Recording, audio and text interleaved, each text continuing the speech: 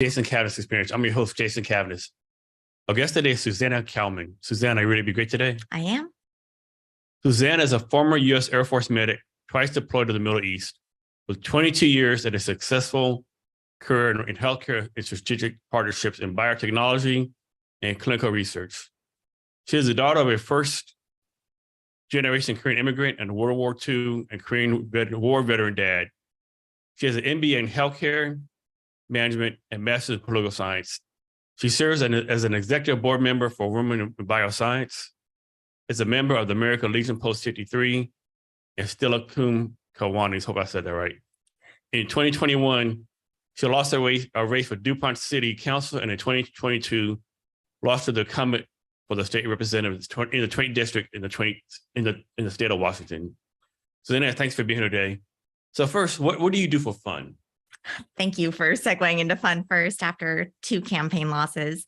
I'm actually just starting to figure that back out. I've been campaigning for the past 2 years. So I was just telling one of my friends the other day that I need to just get back to finding what makes me happy and being able to be myself and be silly and not have to worry about being politically correct or offending someone. So I'm in the process of kind of finding out what that is again. And, the last 2 summers have been stolen from me with campaigning. So I'm looking forward to getting outdoors more and doing some traveling and eating a lot of food and maybe putting some weight back on and doing all the fun things. So what kind of places have you traveled to before?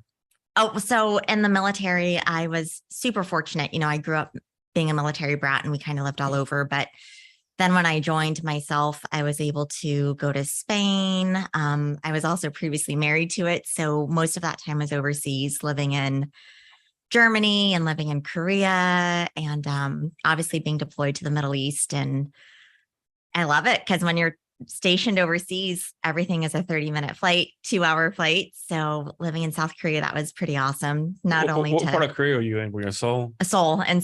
Yeah. So quick flight everywhere. Yeah. Right? Me and my family lived for 3 years in Seoul. Great. It was a great experience. And for me, we were all over the place. My wife, oldest daughter, they like Germany the best. I like Italy the best. My 2 other kids like Korea the best. Yeah. So they're different places. So the places you've been, what's the place you did not like? Oh, I can't say that there's a place I didn't like. I can't really say. Yeah, there's never been a place if you're in a crappy situation and you're with good people, it kind of makes up for the environment. So I can't really. Doesn't it? Yeah. People don't realize that. You can have the best boss, best place. So we were in Hawaii. If your boss sucks, then Hawaii's going to suck for you. Yes. Yeah, that is so true. I went on this amazing trip a few years back and the company wasn't that great. And we were in this beautiful environment surrounded by the islands and it was supposed to be complete serenity, but the company I was with wasn't that great. And so it kind of took away from that moment, but gives me an excuse to go back. So you say outside stuff, you talk about hiking or snow skiing or snowshoeing or exactly what? Yeah. So I'm a hiker. I grew up in Texas, so we were not exposed to snow sports at all. So I kind of feel like a misplaced Texan because I'm not into snow sports now, but I always try. Every year I'll take a lesson, but it always ends up with me, at the spa instead of on the slopes. So I'm fine with that. So what part of Texas do you grow up in? El Paso. El Paso. Okay. Mm-hmm. Yeah. I graduated high school from Odessa, Texas. Yes. I can tell with the accent. Yeah, definitely. So talk about the Women in Bioscience. Yes, I actually just stepped down from that position and it's for women that are in the bioscience industry. They're underrepresented. And that group is just such a wonderful group of women that are coming from all diverse backgrounds. There's actually a DE&I component to Women in Bioscience. They have a YWIB program, which is just getting younger girls into the sciences and math early in their educational development to kind of segue more into a healthcare environment. But it's really a networking for job opportunities, for social events, for building your professional network outside of the office. Everyone's remote now. So Women in Bio allows you to connect with women that maybe have the same aspirations, but certainly women that you can learn from. And what is there certain grade or age for this? No, not at all. In fact, the Seattle chapter, many of the women work at like Fred Hutch or the University of Washington, and there's a huge life science industry here in downtown Seattle specifically. With everything kind of being decentralized, I work in the clinical trial space, specifically with decentralizing clinical trials, which means not everyone's going to the clinic. We're looking at how we can actually bring the clinical trial to a patient's home. So I saw this somewhere a long time ago, and I asked this on the podcast once before. No one has a good answer. Okay. Maybe you do or don't, right? Okay. Or just do a best guess. So I know there's somewhere out there that says like, females elementary school, 80% of them like really love STEM, like they want to do STEM. By high school, that drops down to 10%. So somewhere from 5th grade to 10th grade, we lose like 70% interest in STEM for females. Do you think it's societal pressures, or like, what do you think that is? I think there's a lot of factors. I think growing up and being a teenager, especially from my own personal experience, is one of the most challenging times in your lives, especially as a young woman. And as you can imagine, hormones are going crazy. And so you're going through probably some boy craziness and your priorities get a little bit skewed. And you're also just trying to figure out who you are as a person at that age. So you might lose interest in it. But also, if you're not surrounded by other girls that kind of make STEM cool, or if you don't see kind of the long-term effects, you can lose interest in those things a little bit faster because maybe your friends aren't participating in STEM, or you're not surrounded by that positive influence maybe back at home.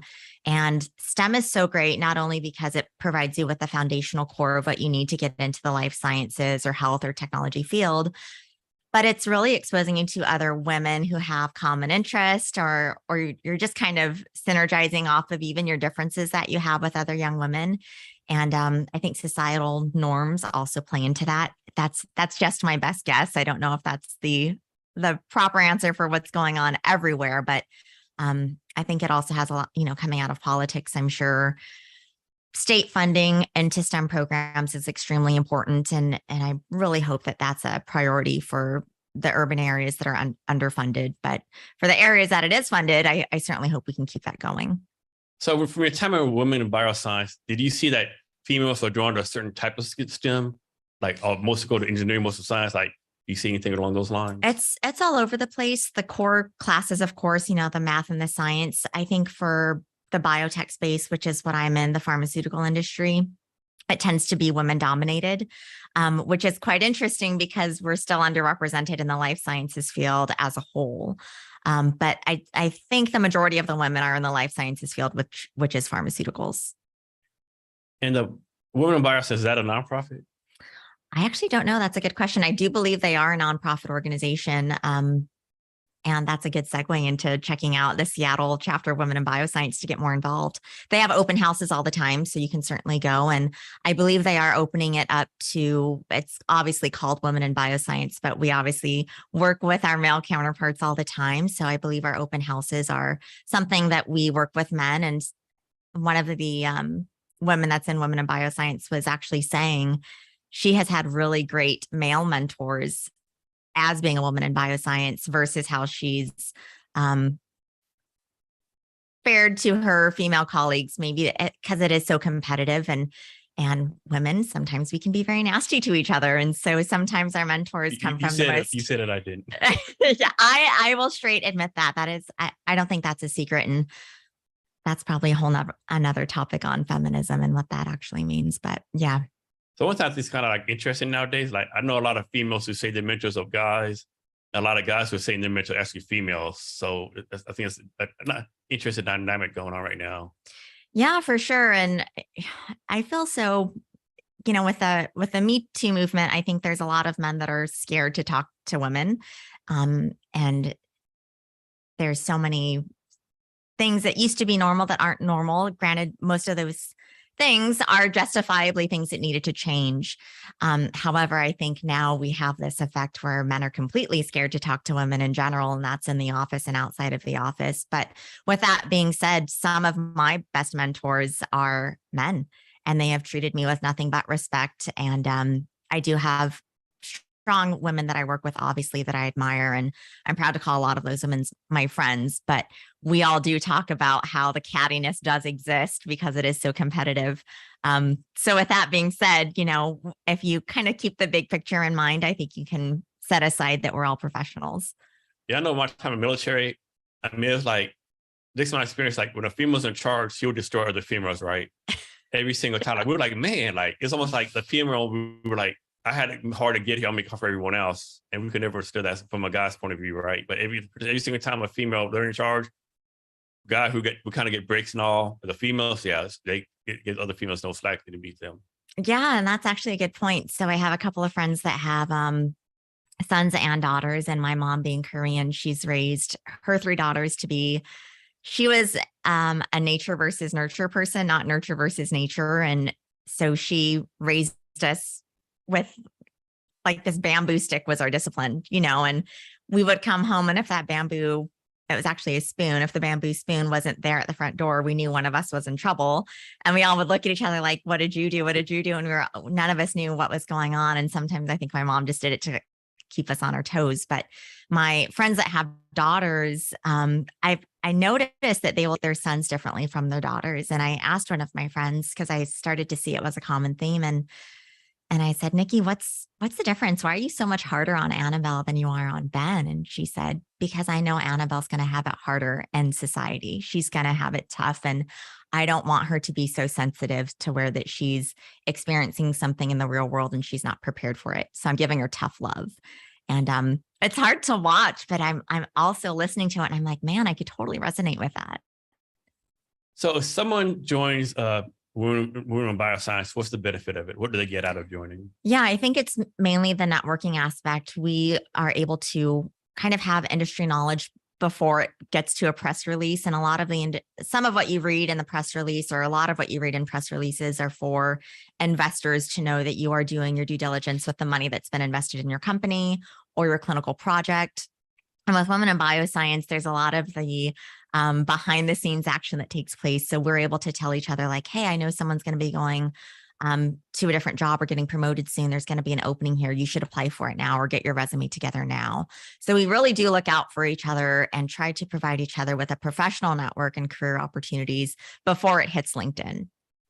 So next, talk about the American Legion Post 53. Now, first of all, that's different from the Veterans and Foreign Wars, right? Yeah. You talk about the difference between them and all that kind of stuff. So I don't know that much about the VFW. I've attended a few of their events. I do know that there is one in the Tacoma area that needs people to obviously join.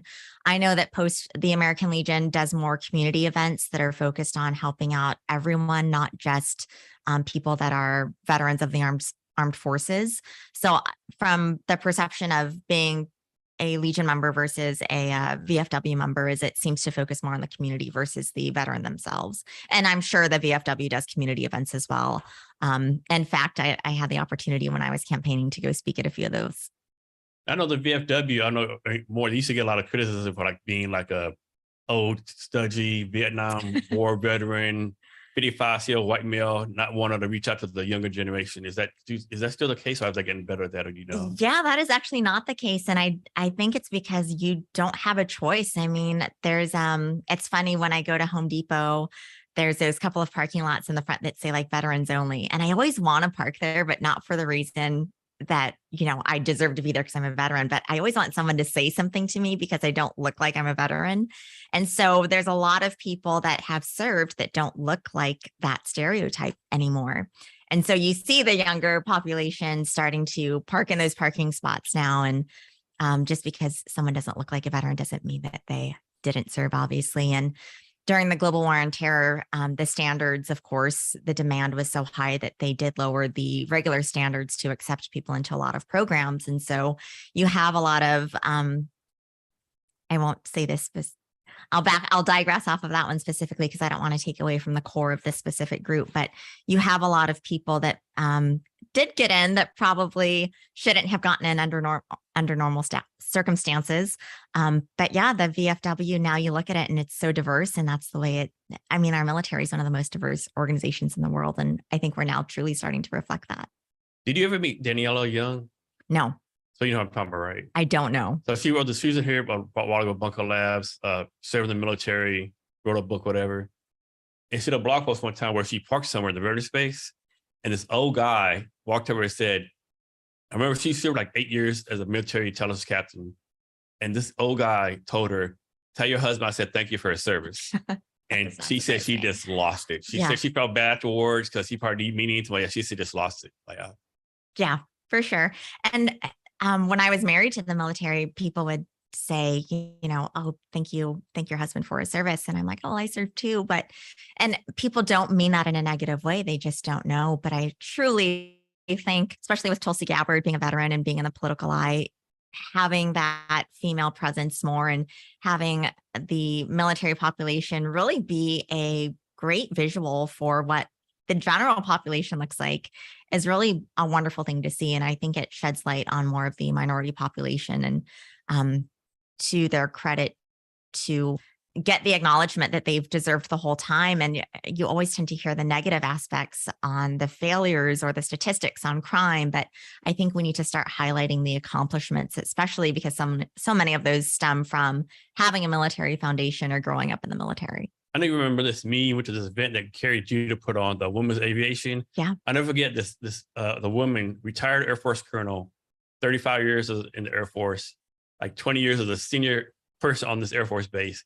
And she told us once a month, some jackass would ask her, where's the bathroom at? Or where's my passes at? Like some menial, low-level admin assistant, right? I'm like, man, after all this time, you start putting this bullshit. Yeah. Yeah, I think the more people see the capabilities and women in leadership positions, I think it's just going to become normal. And that's what I'm hoping for everything. And I think we're still in that transition process, is that it's not normal because there's still disparities out there, and there's still a lot of gaps that need to be filled. So next, I should know this, but I have no idea what a Kiwanis is. Steilacoom Kiwanis. Is it like the Lions Club or Rotary Club or something like that? Or what is that? Yeah. And so the one in Steilacoom meets very early Thursday mornings, and I tend to Zoom in more than I'm able to make it there in person, but I'm also back at work. And but they are a community-driven organization, and Mayor Murray and Sam Scott, who's on the Steilacoom School Board, they do such a wonderful job of bringing speakers in from government organizations, nonprofit organizations to speak to the Kiwanis. And they also have local community initiatives that they're doing. So, for example, when there was the King Tide, a lot of Steilacoom got damaged. And so the Kiwanis Club went out there and refinished and rehabbed a lot of the communities. That's also nice to see, but they're doing it all the time. And so at 41 years old, to start to be involved in that is pretty cool for me, especially because I'm trying to bring in more younger people to the Kiwanis. It tends to be just like you were talking about, the stereotypical older person. And I think they want younger people to be involved. And I know 41 isn't young, but it's not old either. And if we can get some more 40-year-olds in there, I think it's going to be great. And switching to your mother, she's a first generation immigrant. Yes. And how did she come over here? Can you tell that story? If you know? Yeah. So she, her first husband was in the military. She actually lived in Germany before she moved over to the States. So and that was your father, right? No. So I have two older sisters, and that's their father. And he was Hispanic. And so she knows Spanish very well. And but her first duty assignment, being a military wife, was in Germany. So she had this extremely heavy Korean accent, being stationed in Germany. And in Germany at the time, they were like, no, you need to assimilate and you need to learn German. We're not going to change our language and learn English. Germans don't mess around. Yeah. Yes, yeah. Yeah. But she knows German and she knows Spanish. And then she married. So then they eventually got assigned to the States, and that didn't work out. And then my mom met my biological dad and had me. And that unfortunately also didn't work out. But my stepdad is the one that's raised my sisters and I. And he is the one that's the Korean War veteran and also served in World War II. I know you do a lot of posts about your stepdad. I'll say your real dad. And you really he's basically your dad, right? Yeah. Yeah. Yeah. He is, I brag about him. I can never say enough good things about him because this is a man that has no biological children of his own. And he married a woman with 3 kids and has raised us all. And we all it's hard for me to say stepdad because he's just always been the male figure in my life. And how old were you when he came into your life? I was in the 6th grade, I think. Okay. Yeah. So pretty young and very impressionable. So obviously. Your hormones are just about to get hit off when you get you then. Oh, so that had to be a challenge. Oh, for sure. I'm sure it was for him, with inheriting 3 young daughters. He he's done a great job, but we put him through hell. And he's like retired now, right? Yes. Yeah. And he's retired, I think, 3 times from the Air Force, from the GSA. And then he was a real estate agent and he's kind of a jack of all trades. How about your mom? She retired too. They just stay at home, chilling out, so to speak, watching TV. Oh, so there's a 20-year age difference between my mom and my stepdad, and they keep each other on their toes. My dad is more of a homebody now. He's 96, but he still goes to the gym 3 days a week, and he has a group of retired guys, and they will go to Burger King afterwards and have coffee and shoot the shit and just have a good time. And then my mom she's just, every time I call her, she's doing something different. And for me, campaigning, I think it was also her campaigning. She loved baking cookies and giving them out to everyone. And she was such a huge part of that. And if she saw a sign that was knocked over on the side of the road, she would pull over and put it back up. And you still live pretty close to them, right? Yeah. So like within walking distance, I think. Yeah, within walking distance, which is probably too close, but she has a house key and I can't seem to get that back from her. But yeah, about a mile down the road. Yeah. I think you might live closer to my parents than I do. Yeah. Yeah. Pretty close. Yeah. Yeah. Nice. So talk about the Air Force time. So did your dad influence you to join the Air Force? Yeah. So my biological dad was Army, and I remember seeing him soak his uniform in like a mixture of starch and water, and then he would hang dry it. And he dried it in such a way to where it looked like cardboard. So when he got in it, it was literally like his arms I were. remember that. Yeah. And he always had this, the side part with the hair slicked, and very handsome man. And I was influenced obviously by what it looked like, what being a soldier looks like as far as the appearance. But I was so young, and he was TDY quite a bit when my sisters and I were growing up. And so we just knew what it looked like, and we got to experience the Army housing and things like that. And then my mom married my stepdad, and he was retired Air Force, and showed us the Air Force bases. And I was like, oh my God, why would anyone else join any other branch of the service? The Air Force has air conditioning, they have pools and golf courses, and everyone's so nice, and they're always in a great mood. And then I talked to a recruiter. I kind of always knew I was going to join the Air Force, but when I talked to a recruiter, one of the things I also always knew was I was always going to do the reserves. I was never going to do active duty because I didn't want to lose my whole identity in the military.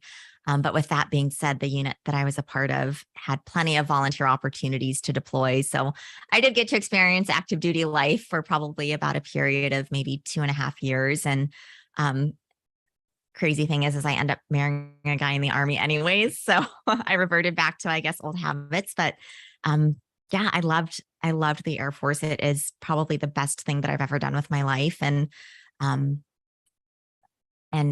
has set me on a trajectory to, I think, doing other great things. And I still don't know what those great things are, but yeah. Do you have any Air Force or deployment stories you can tell us? Probably.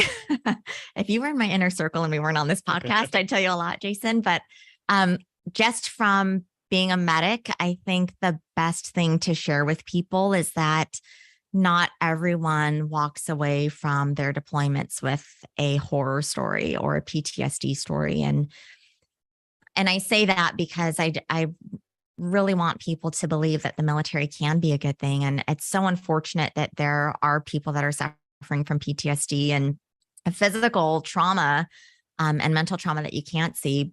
But it was one of the greatest experiences for me being deployed. But I also had a very rewarding job being a medic, taking care of injured soldiers and civilians. And that's being in the healthcare field in the military is an opportunity to get away from the dog and pony show.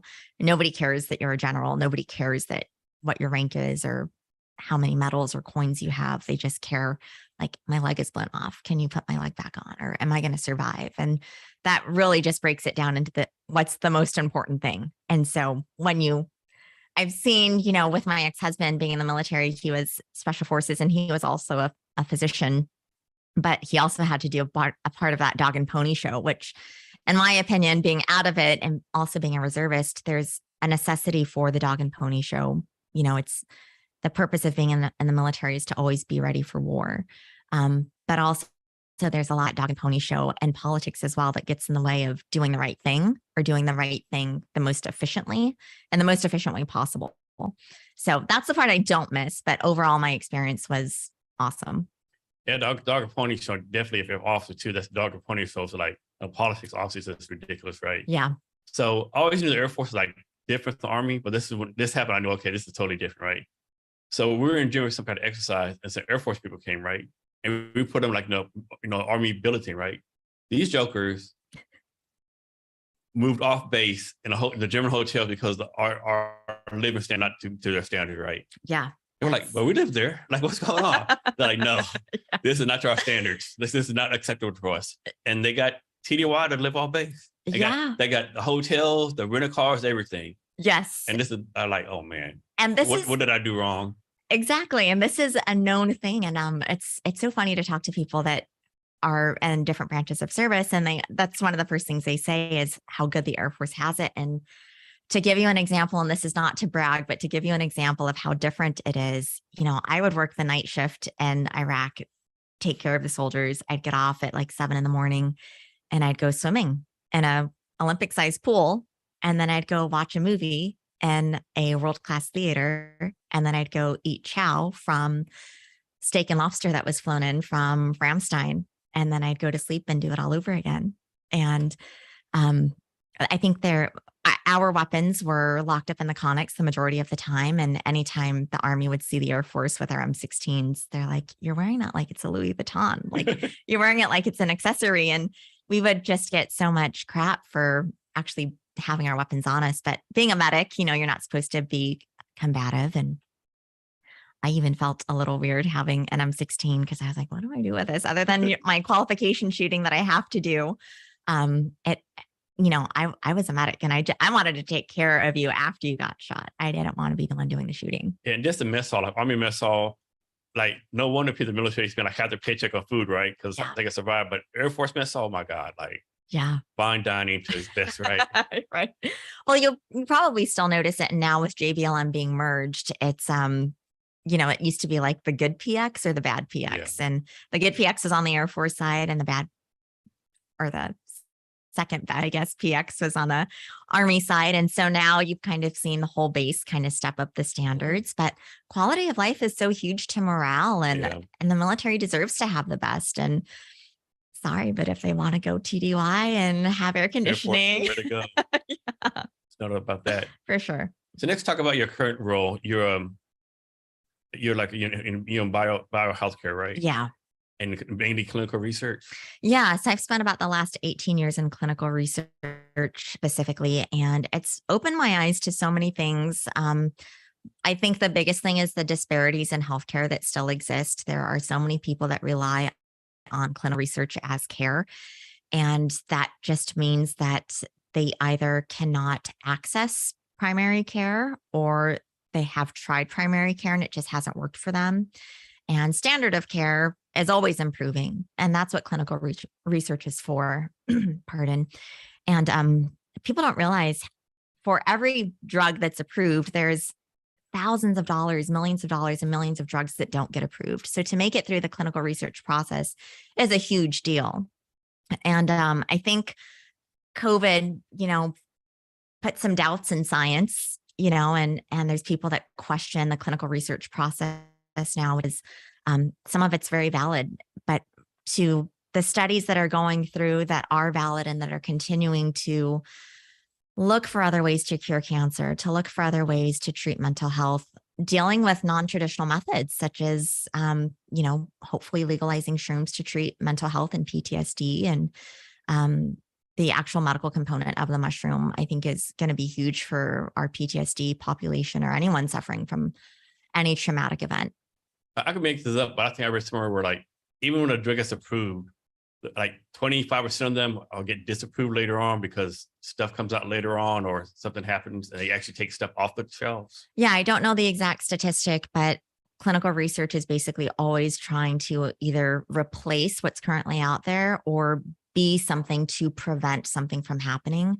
I truly hope that we can get into a mindset where healthcare is no longer reactive, it's proactive, because I think that's really the best care that you can give yourself, is just living a healthy life in the first place, so that you are reducing your risk of inheriting something that's not genetic. So if it's something in the environment, obviously we have to focus on environmental issues because those can cause ailments as well within your body. But if you, obesity, for example, I mean, it's not just obesity and making bad decisions, it's social economic disparities that lead to people having obesity issues. And so growing up, I know when we were on welfare, not being able to get the healthy stuff because it wasn't covered under the food stamp program at the So like, time. is it like in the poor neighborhoods, oh, they have like 7-Elevens, candy stores, like what's called food deserts, I think is what's called, food deserts, like the inner city areas. Yeah. So right outside of McCord Air Force Base, you've probably seen it. There's a corner store that's right there. There's a dry cleaner on one side and a corner store on the other. And I remember moving up from Texas, the first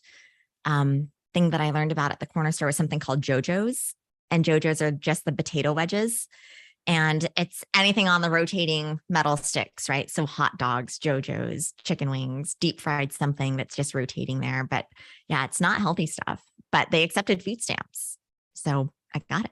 So for the health thing, so a quick question. So and those, they're trying to cure all the diseases, cancer, diabetes, on and on, right? And I have to assume funding is like dispersed everywhere, right? Would it make better sense, like the year 2024, say, we're only going to do research on cancer, nothing else, and focus on cancer and cure that? Or is that doesn't make any sense? No, it does make sense, but oncology is the leading indication that is already funded because it is so prevalent. So again, I can't stress enough, we also have to spend as much money, focus, and efforts and personal time on investing in yourself with just living a healthy lifestyle. And that's not only physically, but that's mentally. It's nourishing your body with things that make your mind happy and things that make your body happy. And I know that sounds very philosophical, but there's so much truth in mind and body. Is the clinical research standards in the United States same as across the world, or does each country has their own standards they have to meet? Or is it like one great? I guess the World Health Organization has to do with that, I'm guessing. Yeah, so there are different standards. So for example, the company that I previously worked for, we did compliance for clinical research, and that was an American-based company, and we could only do compliance with the United States because every country does have their own regulatory board. And some countries don't even have regulatory boards, so they look to the United States for guidance. And we can provide them with guidance, and we can provide them with a letter that says, hey, you're doing research in a country that doesn't have your own practices, but if it were to be conducted in the United States, this is something that we would approve, or this is how we would go about it. So this might be a mess of a question, but like suppose, I'll make this up. Suppose France came with a cure for a disease, right? At the same time, we'll say Guatemala came with a cure for the same disease. Would France get better credit because France is kind of well known, better science stuff versus a country like Guatemala, or both be treated equally? Yeah, so I think no matter what, the United States would look at both of the agents that, quote unquote, would have the cure and do our own research on it as well, because as I mentioned, the standards and the compliance is different for every country. But there is a lot to be said with money talks. And so if you, the great thing about social media is that it's also bridging the gap, so that if you don't have the money to do that marketing and put out those press releases, that information can come and hopefully flow freely and get widely dispersed from rural areas or countries that don't have organizations to say, hey, look at what we did and what we're doing. Talk about how human trials work. Like, y'all just pick somebody, ran off the street, you have to have the disease. Like what kind of protocol set up for those kind of things? Yeah. So when I was in Korea, we were working on the new smallpox vaccine. Remember when you were in the military, you got the 15 pricks on your arm and it made that really nasty scab. And Bavarian Nordic came out with a vaccine where it's just one simple vaccine, one simple immunization. And so the consent process for that is obviously you have to go to a demographic that has the need. And in Korea at the time, any soldier that was in processing, it was a requirement to get the smallpox vaccine. So that was pretty good planning on their part to go to a population that was already going to be receiving the vaccine. And it was a phase 3 study. So first you have to go and you have to inform this group of young soldiers. And sometimes I would feel bad because this is their first duty assignment and they might be stationed up at the DMZ, or they're away from their home for the first They're like, time. another shot. Yeah, they're like, another shot. Great. And now you want me to do a clinical research study. And the great thing is that there are so many rules and laws to protect people that to prevent them from being involuntarily enrolled into a clinical trial. And so there's a consent process that someone has to go through. And I think it was like 22 or 24 pages of a consent form that the nurse or the doctor would have to go through with a patient, because you really want to inform them, and they have to make an informed decision. And it's saying no is easy. You don't have to go through 22 pages to say no. You can just hear about it and just opt out of it. But to say yes, that first appointment is really a screening appointment to say, this is all of the criteria that you have to meet, and this is all of the criteria that cannot be true. So these are things that have to be true, and things are things that cannot be true about you specifically in order to participate in this clinical trial. And on TV, they always show like these poor college students doing these trials and getting paid money. Do people actually get paid money to go to the trial? Yeah, so they do get paid money, and that's after you've already agreed to consent. You are notified upfront that that's part of a consent process and part of the ethics and just how your protocol is written to say, what is the incentive? What incentive are you providing this patient to enroll into your clinical trial? If it's a Bugatti or a Ferrari, obviously that's going to be questionable and probably not approved. But if it's hey, we're going to give you a card, and every time you come, we're going to load $25 on this card to help you cover your time and your expenses for getting here, or we'll give you a bus pass and we'll give you $50 every time you show up, something like that. But there are also clinical trials where you're just enrolling because you have tried standard of care before and nothing else is working, or you just want something that's outside of standard of care and you want to try that first before you go through your traditional methods. So how close are you to this? So I watched this show a while ago called Your Million. It's like future scientific stuff. And one episode talk about how in the future, like 120 years from now, people, if you get sick, suppose you have cancer, you'll take a shot and the box in the shot will go kill the cancer. I think that's the goal.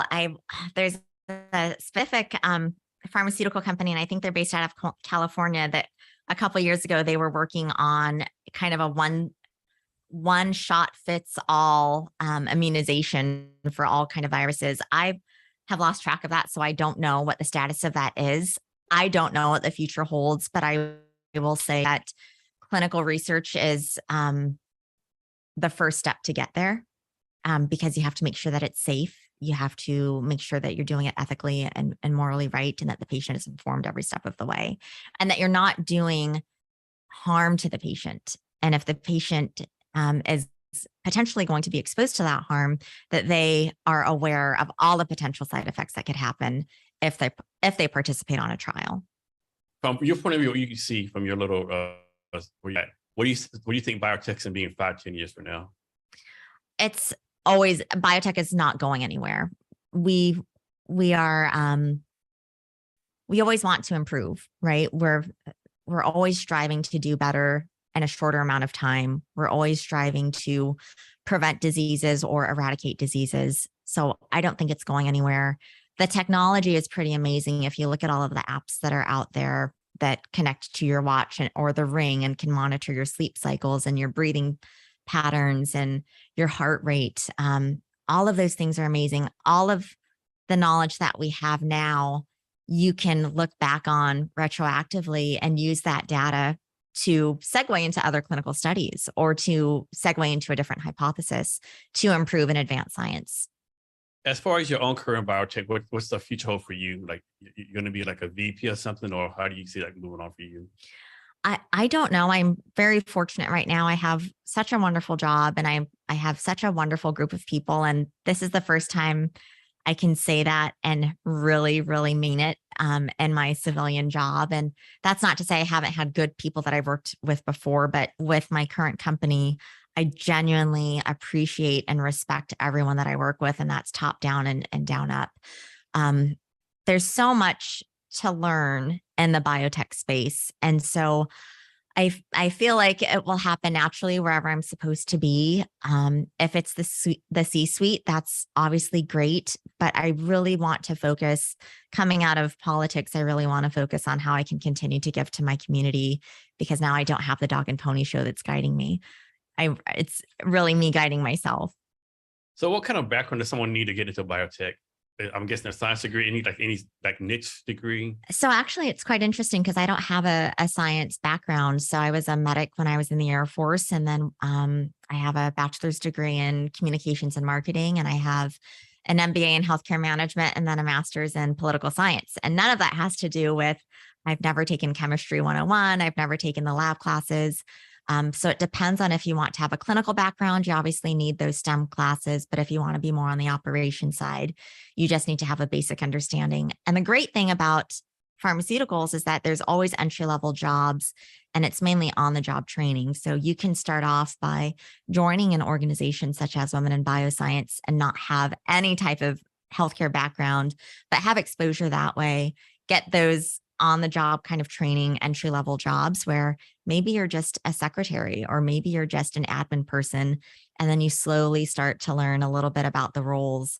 And I was pretty fortunate to fall into clinical research. Healthcare is such a broad umbrella. So to have a niche without a clinical background or clinical education is really lucky. So you might not be able to answer this or might not know the answer, but how much pressure does big drug companies put on clinical research, like to pass a drug through? I wouldn't say that. Obviously, the pharmaceutical company themselves has the pressure because they have investors that have funded the research. And so obviously everyone wants to pass, and first one across the finish line is great because you tend to get the biggest press, but it's more on whose agent or what agent is going to be the most effective. So first doesn't always mean the best.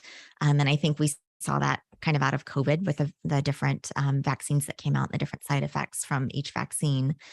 Obviously, there's a lot of pressure. The pharmaceutical area is a business. It's funded, but the goal is to improve the lives of patients. And we need to just keep that at the forefront of everything. And that's why I think business development, there's two separate worlds in pharma. There's the business development aspect or the strategic partnerships, and then there's the clinical aspects. So operations and patient care, there's a way to bridge that gap to where the patient is always put at the center, and the patient should always be put at the center, especially when it comes to healthcare. I know the United States, I think 2 or 3 other countries, we're the only countries that actually allow like medical companies, like drug companies, to do advertising, right? Like all of a sudden, CNN, brought to you by Pfizer, most other countries don't allow this. Do you think it's a good thing or bad thing? What's your opinion on that? Oh, I'm kind of split on that. So obviously living in Europe and not seeing those commercials and relying on your healthcare provider as the sole source of information and your own research, obviously, and there's other sources of information in Europe and all parts of the world, versus I think advertising puts a lot of control in the patient's hand, because just because you see it on TV doesn't mean you're going to go to your doctor and say, I want that. It just means you're aware of the product. Hopefully not anymore. Right. Hopefully not. Exactly. But also there's so much misinformation out there, and maybe not misinformation, but it's so easy to type in your symptoms into Google, right? Yeah, WebMD. WebMD, right? And doctors, you go to your doctor appointment and you tell your doctor, I have cancer. I read it on WebMD, or I'm sure I have schizophrenia or this, I heard someone say something. My wife said she didn't say anything or something. And so it's being informed that I think is the good part.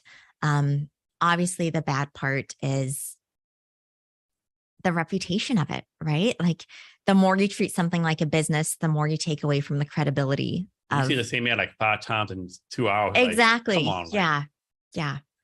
And I think we need to focus, especially now coming out of COVID, we need to focus more on the credibility of the data and those that are putting out the data. And misinformation can't be something that's subjective. Misinformation has to be objective. And that's a whole nother rabbit hole that we can go down. But I think the main point is people are losing faith in agencies that are supposed to be the most trusted agencies. And we need to find a way collectively to get that back. Yeah. A couple of days ago, someone put on Twitter, and I answered a question. Someone put on Twitter, why is the war so messed up now? I put on there, because all the smart people think they're not, and the unsmart people think they are. Yeah. So, that's a great statement. I said this before, but I think you can see this anywhere, no matter where you're at in your life, no matter where you're at work. Title doesn't always mean you're the best qualified. The Army is a perfect example of that. Yeah. Especially the Army. I don't know about the Air Force. Army is a big one about that. Yeah. Yeah. And someone that's been in a position for 20 years doesn't mean that they're the most experienced. It just means that they've been in that position for 20 years. It's supposed to mean you've been in that position for 20 years and you are the most experienced. Your title should mean you are the most credible. But education doesn't always mean experience. Time and grade doesn't always mean best qualified. And I think until we realize and we can find a way, and human resources, I think, as doing, at least making some headway and finding ways to promote people within that don't want a title change, but they want to be acknowledged for their level of expertise in a certain area without having to manage people, because that's not their strong suit. And I think we need to emphasize that, especially in the government. We have all of these elected officials and that have been there for years, and they're obviously not the most qualified. And people are intimidated to get into politics because they don't think they're qualified. And there's nothing special about me, but I know, especially after meeting some of the people that are making these decisions impacting others in a negative way, that I'm more qualified. And I'm only 41 years old, but I can guarantee you I'm going to approach something better than some of these people are in current government or in positions of power. And I want people to know that, like, we need more average people in government to keep common sense alive, or in any elected position of power. And human resource is such a huge part of that. Just acknowledging people to have common sense. And that's what motivated running for the Dupont City Council when you first ran? Yeah. And I don't want this to come off as, not all the people in current elected positions are incompetent, or obviously we can always do better no matter what.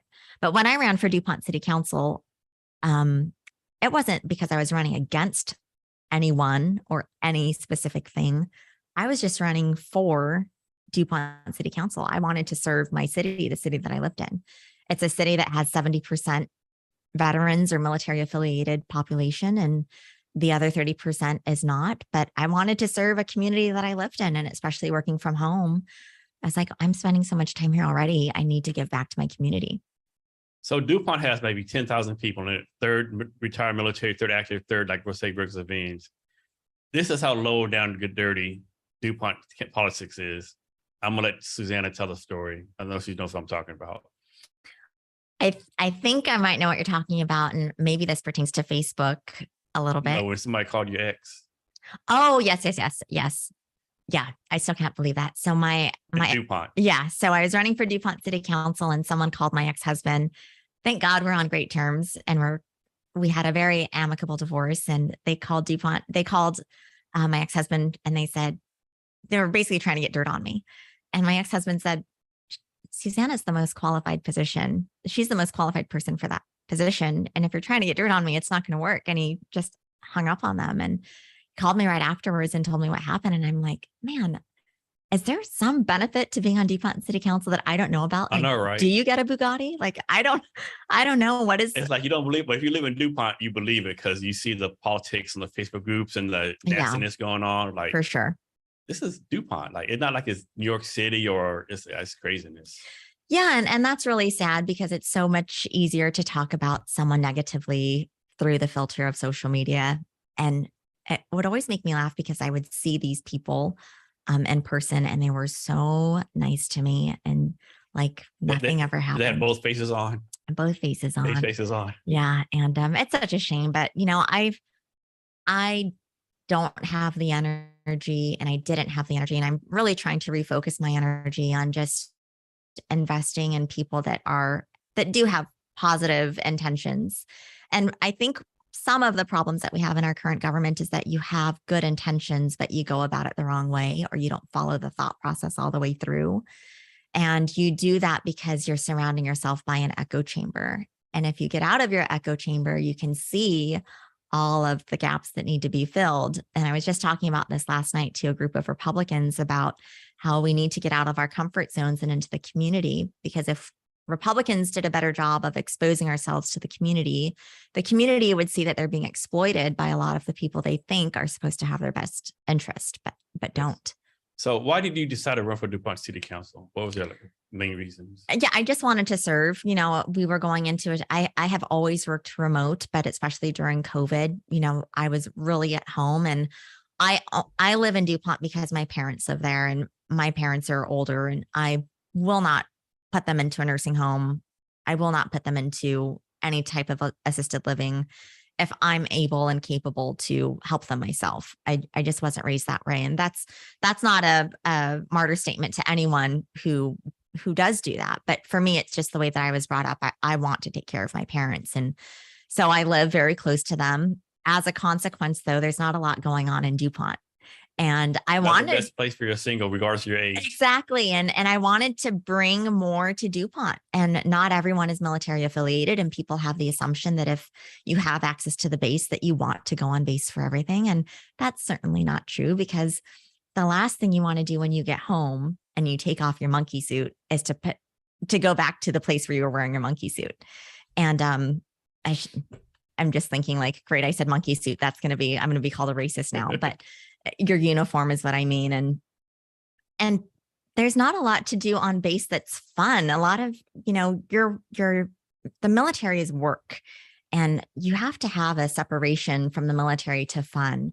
And if that's in the form of a grocery store, in the form of a movie theater or a bowling alley or something recreational to bring to the community, or just improving the parks or having a community center, that's what I wanted to bring to Dupont. And I had, just because I'm in the business world and have attended, Chamber of Commerce meetings, have heard from people that have said, I tried to bring my business to Dupont. I tried to bring, something fun to do to Dupont, and I was shut down. And if I wasn't shut down, there were so many roadblocks that I had to go through to get my business in there that I just gave up, and I took my business to Tacoma, or I took it to Lacey. Yeah. So two things. So, Jared Warren, he owns the Fire Brewery in Dupont, right? Mm-hmm. He's about the story.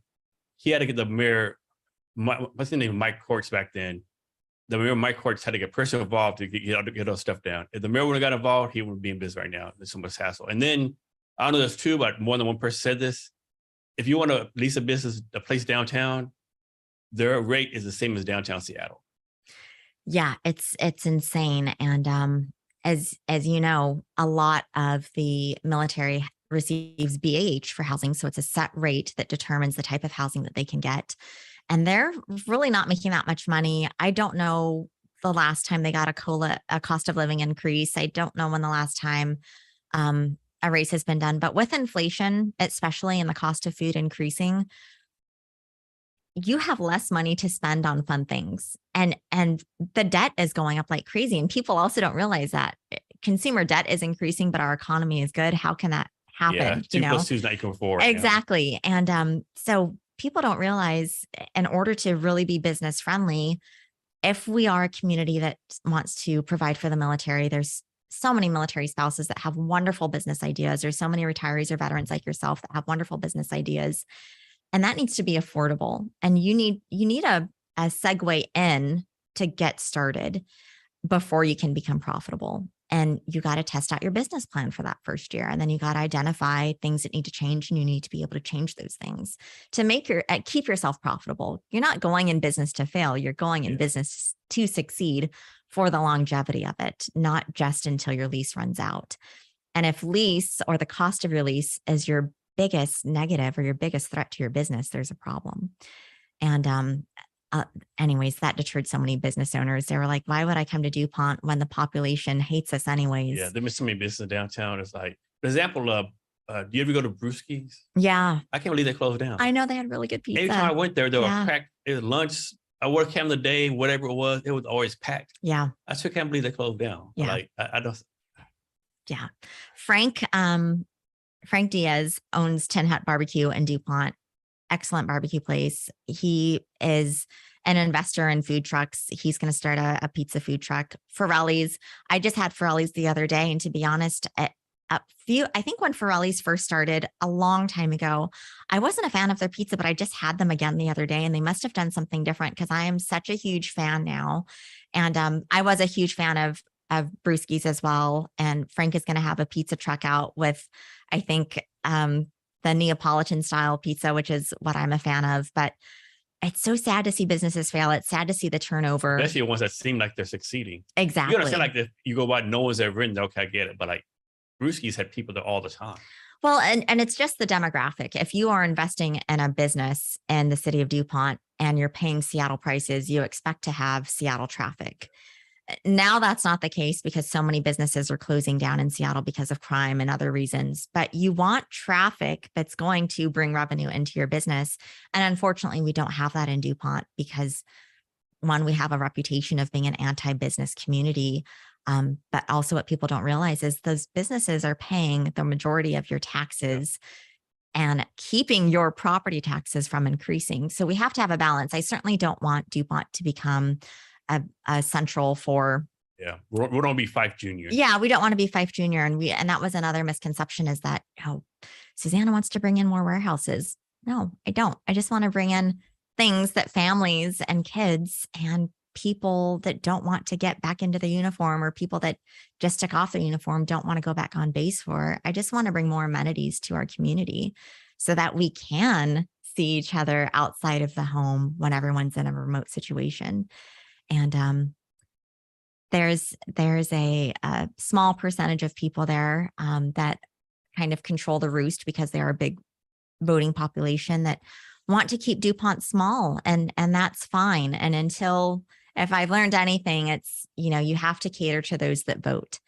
And until the audience becomes more voters that want to see change, you're going to get the same results because it's going to be the same voting demographic. I always joke around DuPont's been in two camps. One camp wants to be in the 1950s. Other camp wants to be in at least the year 2020. Right now, the camp in the 1950s wins every time. Yeah. Yeah. And my parents love that. Right. And I'm also kind of split on that because I love the safety of DuPont. My parents being elder, I don't want my parents to live in an unsafe area. We moved actually out of Lakewood to the city. We moved Lakewood to Steilacoom to DuPont. And DuPont is by far the safest area that we've ever lived. There's many cities that you walk, drive down the street, you see kids on a bike by themselves. That's like very rare now. Exactly. That's everyday occurrence in DuPont. Yeah. And not only that, but I mean, when you have a high military population, almost everybody's going to be a registered gun owner. So you have very little. There's that too. Yeah. You have I have a pistol in my nightstand. I'm probably going to get a shotgun just to have something that sounds more awesome, if I need it. I just want that sound to be the deterrence that I don't have to use it. But I don't want my parents to live in an unsafe community. I don't want my parents to be exposed to that. So I understand the concern of growth and having more amenities, attracting outside people, but it also ties into investing into your police departments. Let's stop defunding the people that we rely on to protect our neighborhoods. Right now, our police force, by no choice of their own, is reactive versus proactive. Proactive policing does deter crime.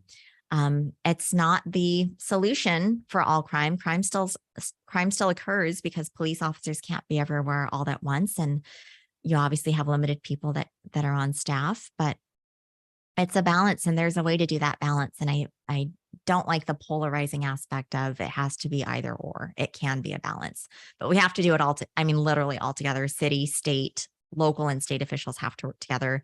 Citizens need to voice their concerns, obviously, but it's also not fair to have one small group dominate the conversation. Yeah. Yeah. I don't know if that's true. I would bet money it is. So supposedly back in the day when before McDonald's came, they talked about having McDonald's come. The citizens of DuPont said McDonald's gonna come as long as it's not a play place. Because they were like, we don't want people bring their kids to DuPont to stay as long as DuPont have. Just come to DuPont, get your food and leave. I don't know if that's true. I have heard that said from a small group of people. Obviously, people I think that go to McDonald's either live local or they are coming, getting their food and they're leaving. We don't have a community center in DuPont.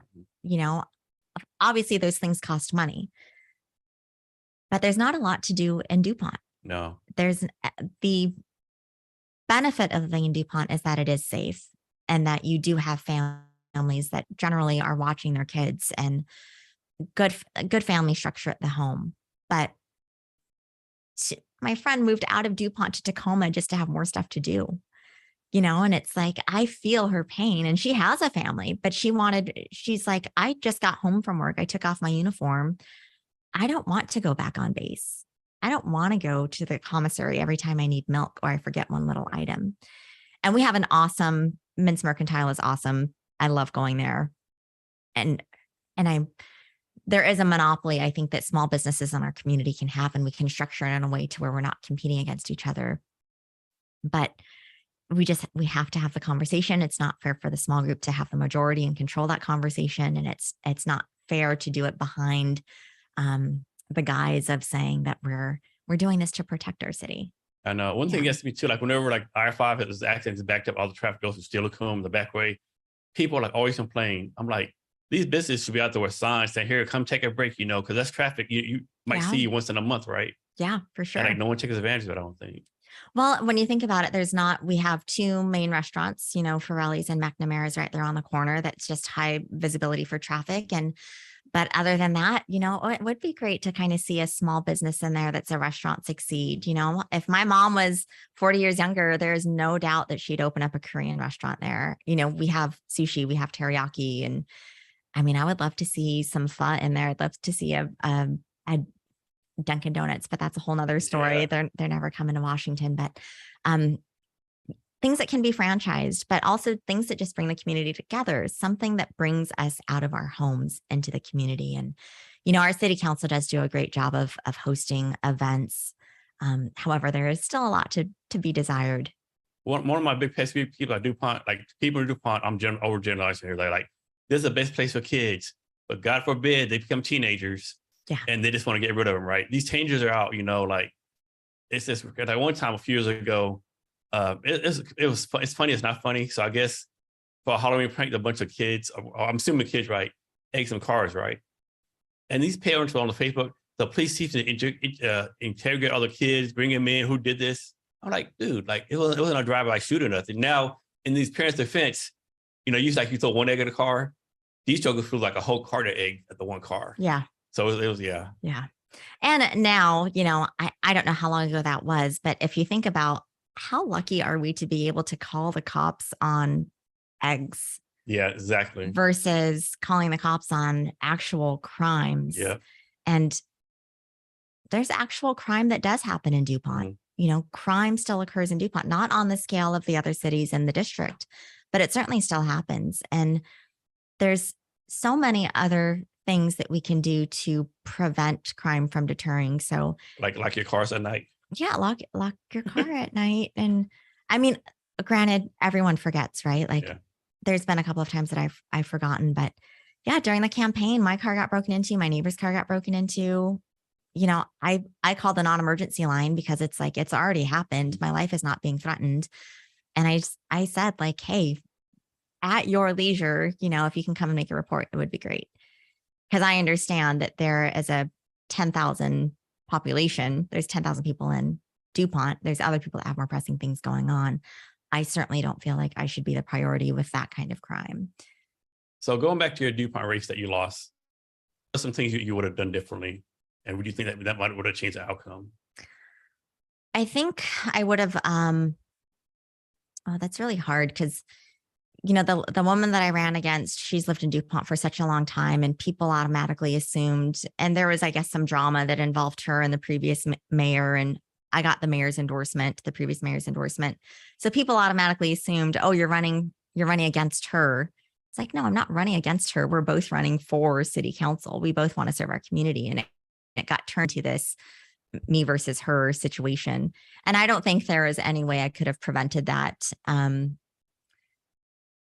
knocked on doors. I did everything I was supposed to do. I think the disadvantage in Dupont is that the conservative vote or the military population, and I know it's not fair to bridge those two together because not everyone in the military is conservative, but because a large percentage of that population does not vote, and the 30% that's not military affiliated does vote, they end up being the decision makers for everybody else. So I would it's a bigger problem than I alone can handle. It's always wonderful when you have a commander in chief or when you have an administration that encourages vote where you're stationed, because it has the laws that are passed have local impacts on your family while you're being stationed there. And there's soldiers want to keep their home of record and their voting registration the same because they think it has to be linked together. And that's not the case. So I think if anything, I'm just taking those lessons learned about why people don't vote and trying to apply those to help everyone be heard. And that's not just, I'm not assuming everyone is going to vote Republican in that community, but I just want them to vote. I just don't want the small population to control the conversation for everyone. And so that's important for all areas is let's stop being bullied. But the only way that we can stop being bullied is if we stop not taking action. We have to take action and we have to vote. That's the action that we can take. So after your Dupont City race, the Republican Party reached out to you, right? Yeah. Now, did the Democrats reach out to you or only the Republicans? I had a few Democrats reach out to me that asked me if I was a Democrat. And I think the assumption is that if you're a minority, if you're a female, if you're a veteran, that you should be because you check those boxes. And I have friends on every political spectrum, every religious spectrum. I'm friends with people that don't believe in God at all. I'm friends with people that are not Christian. I'm friends with people that are liberal, and I have friends that are Democrats. I choose to surround myself with people that have opposing views or different views. I don't like echo chambers because I can look in the mirror and talk to myself. I don't want to hear same thoughts. For venting, it's always wonderful to surround yourself with a group of friends that understand where you're coming from. But yeah, so the Lakewood Women's Republican Club reached out to me specifically, and my mom has been volunteering with them forever. And they said, no, we're so sorry about the Dupont City Council race, but would you be interested in running for that state representative position? And I was still a little bit bitter, from losing, obviously. And so I thought about it, and then they did polling, and it seemed like the right thing to do. And you always think, or at least people tell you everything happens for a reason, but they only tell you that when you lose something. No one says that to a winner. And so I was thinking, well, maybe this is why. Maybe this is why I lost Dupont City Council, is because I'm meant to do something different, maybe on a bigger scale with a little bit more influence. And so the polling looked right. The numbers looked right. I was in a different spot. Obviously, COVID had progressed a little bit. So in-person things were just becoming the norm again. And it's something I was passionate about. I didn't want to let failure dictate my next step. I'm not a quitter, and that might be a detriment. That's probably my biggest fault, is I should probably give up on things a little bit sooner, but I didn't want politics, especially, to be something that I quit on. Not for me, but for people that were sharing their stories with me on both sides of the aisle. And that was before I decided that I was going to jump into it. And then after you jump into it and you go door knocking and you meet more people in the community, when they actually open the door and when they don't slam the door and when they're actually sharing stuff with you, is they are sharing some very personal stories. And this is about drug use. This is about a crime that's happened to them. This is about their son or daughter that had been killed. This is about drug or alcoholism that they've experienced, that they've had to go through hoops to getting treatment for. They're still struggling with it. Abortion, gun rights, everything. And your job as a state representative is to represent all of the people in your district. I was running as a Republican. So yes, I'm a Republican and I have those values, but my job was to represent everyone. So I listened to everyone's stories. That didn't mean I agreed with them, but that meant if I was elected, I'd have to ensure that they had a seat at the table, or that whatever cause they cared about was at least brought forth. You talk about this. I think a lot of people believe the state of Washington is liberal, but in fact, and disagree with me if you want to, if I think I'm wrong, but actually it's only Seattle to Olympia, the I-5 corridor is very liberal. Most of us say it's actually pretty conservative, right? Yeah. So obviously Seattle is very liberal, very Democrat heavy. People move to Seattle because of that, and businesses fail because of that, and crime increases because of that. It's not the only reason, but it's a huge part of the reason. Down in Olympia, the same thing. And I always find it ironic, the closer I get to the Capitol, the more homeless encampments I see. And in my opinion, it should be the opposite. Like, we're going towards the government. We're going towards the house of the people. We should see people thriving, not homeless encampments along I-5. I mean, for the longest time, the city council said Seattle was nothing but a homeless camp. For the longest time, they finally cleaned it out. Yeah.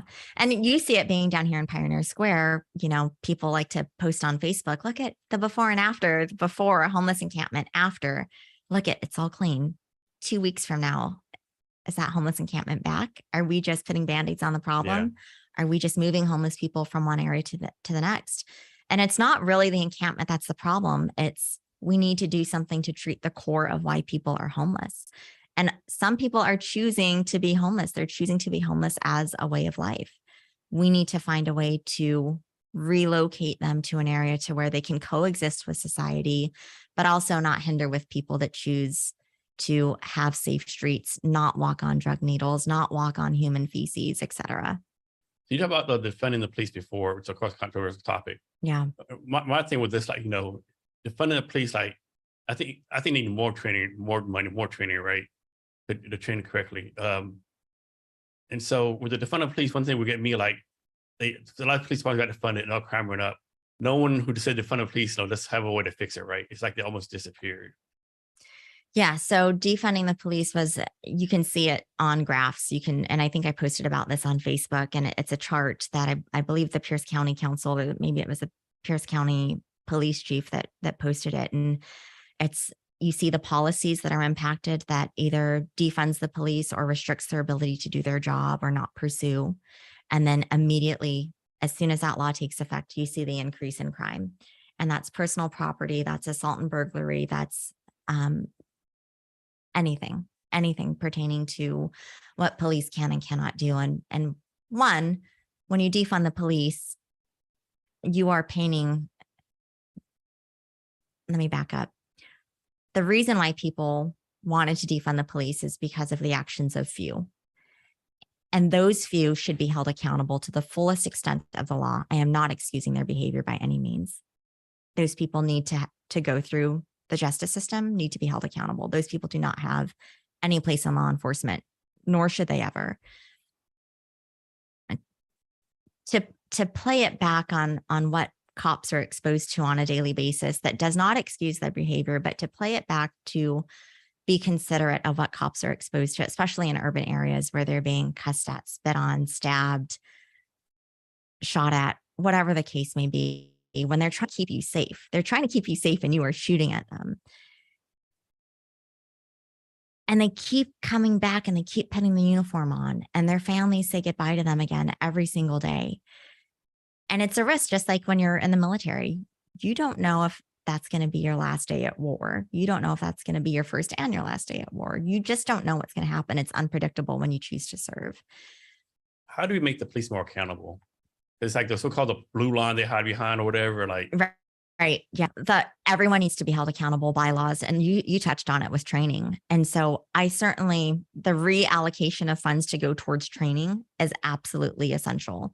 I don't think we should have defunded. I think we should have increased the amount of funds, because you end up deterring a lot of the good police officers that have been serving, that have been exposed to the cursing, the crime every single day, and continue to put the uniform on. Those people get like morally just down. It's like, it sucks to put on the uniform. I don't want to do this anymore. No one respects me. My personal property is at risk if I get sued for making one mistake, and an unintentional mistake. And then also they quit, and then crime continues to increase. So defunding the police does not do anything to stop crime. You can, however, everyone needs training on a consistent basis. We always should be looking at how we can do things the least invasive, but we also should be looking at how we can prevent crimes, what's driving criminals to do crime in the first place. I definitely think most police need a better class of more training on this escalation. How many times have you been pulled over and they're like getting mad at you, or they escalate instead of dis-escalating? Yeah, I definitely train on that. Another thing too, agree. Like we definitely don't need any kind of like national police force, but it has to be some kind of standard training. Like example, where I'm from, Odessa, Texas, to be a police officer, you need like a 6-month academy. In Arlington, Texas, you have to have a 4-year degree in criminal justice, right? So it's all this like varying degrees, there's something needs to be done like that. But again, I'm not saying we definitely need like a national police force or same standards. But man, it's just too many variables out there, I think. Yeah. And the tough part is that you have people move, right? So you serve in Chicago, for example, where you have to be aggressive on a daily basis, because that's that might be the culture of that police officer, that detective for a given amount of time in that specific area. And then they come to the city of Dupont, where it's like Pleasantville, and they pull you over and you're like, whoa, dude, like take a chill pill. Like, but you don't know that person just came from Chicago. And because there is a difference of standards, I totally agree. I don't think we need a national police force, but I do think we need training that is specific to the area. We need cultural training. We do need sensitivity training. Whatever training that needs to be done, let's do it. Let's get that with the input of the community, with minorities that feel that there is social injustice. Everybody needs to be at that table. But the one thing that we can't waver on is the law is the law, no matter what. If you're wearing the uniform or if you're not wearing the uniform, the law is the law. And that's something that we can't waver on.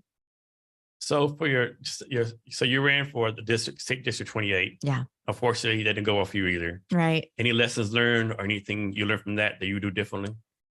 So many lessons learned. I'm actually really proud of the campaign.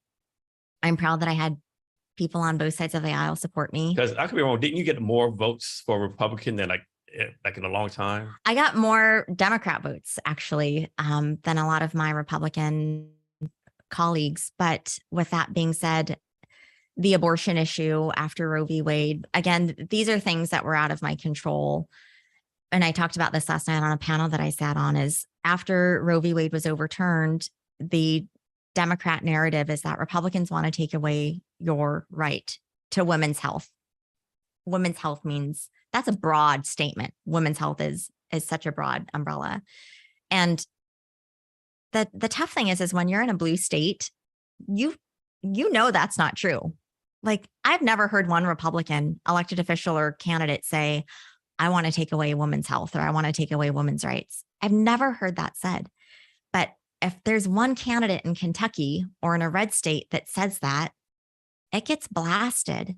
And that hurts a candidate like myself or a candidate in a blue state that's a common sense conservative, because we get painted with that broad stroke. And if our party doesn't come together and have a collective message or brand on our stance on abortion, then we let the Democrats control the narrative on, we're basically our silence is saying, yep, that's true. And so I chose to talk about it. Myself and one other candidate in Pierce County chose to talk about, no, your right to an abortion has been protected since before Roe v. Wade. Washington approved that law. They made it state law in 1970, and that law is not going anywhere. And now they want to codify it in our Constitution. And the negative thing is that people don't realize that this also includes late term abortion. So that means up until birth. I don't know what people's opinions on that, but in my opinion, that's a little extreme. My job as a state representative is not to force my opinion on you. My job as a state representative is to ensure that you know all of your options and to put it on the ballot so that you can vote on it, the people can vote on it. But on the other aspect of it is the narrative, again, is Republicans want to take away women's rights. Republicans want to take away women's health options.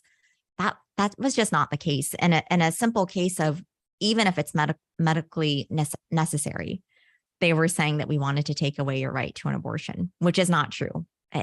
Doctors will do it if your life is at risk. There's no question. And I shared a personal story about it. And I said, I was 5 months pregnant. My baby didn't have a heartbeat anymore. And my husband was a physician, knew my OB. And it was as simple as, hey, you can wait for a miscarriage to happen, but if you wait, you're going to be putting your life at risk.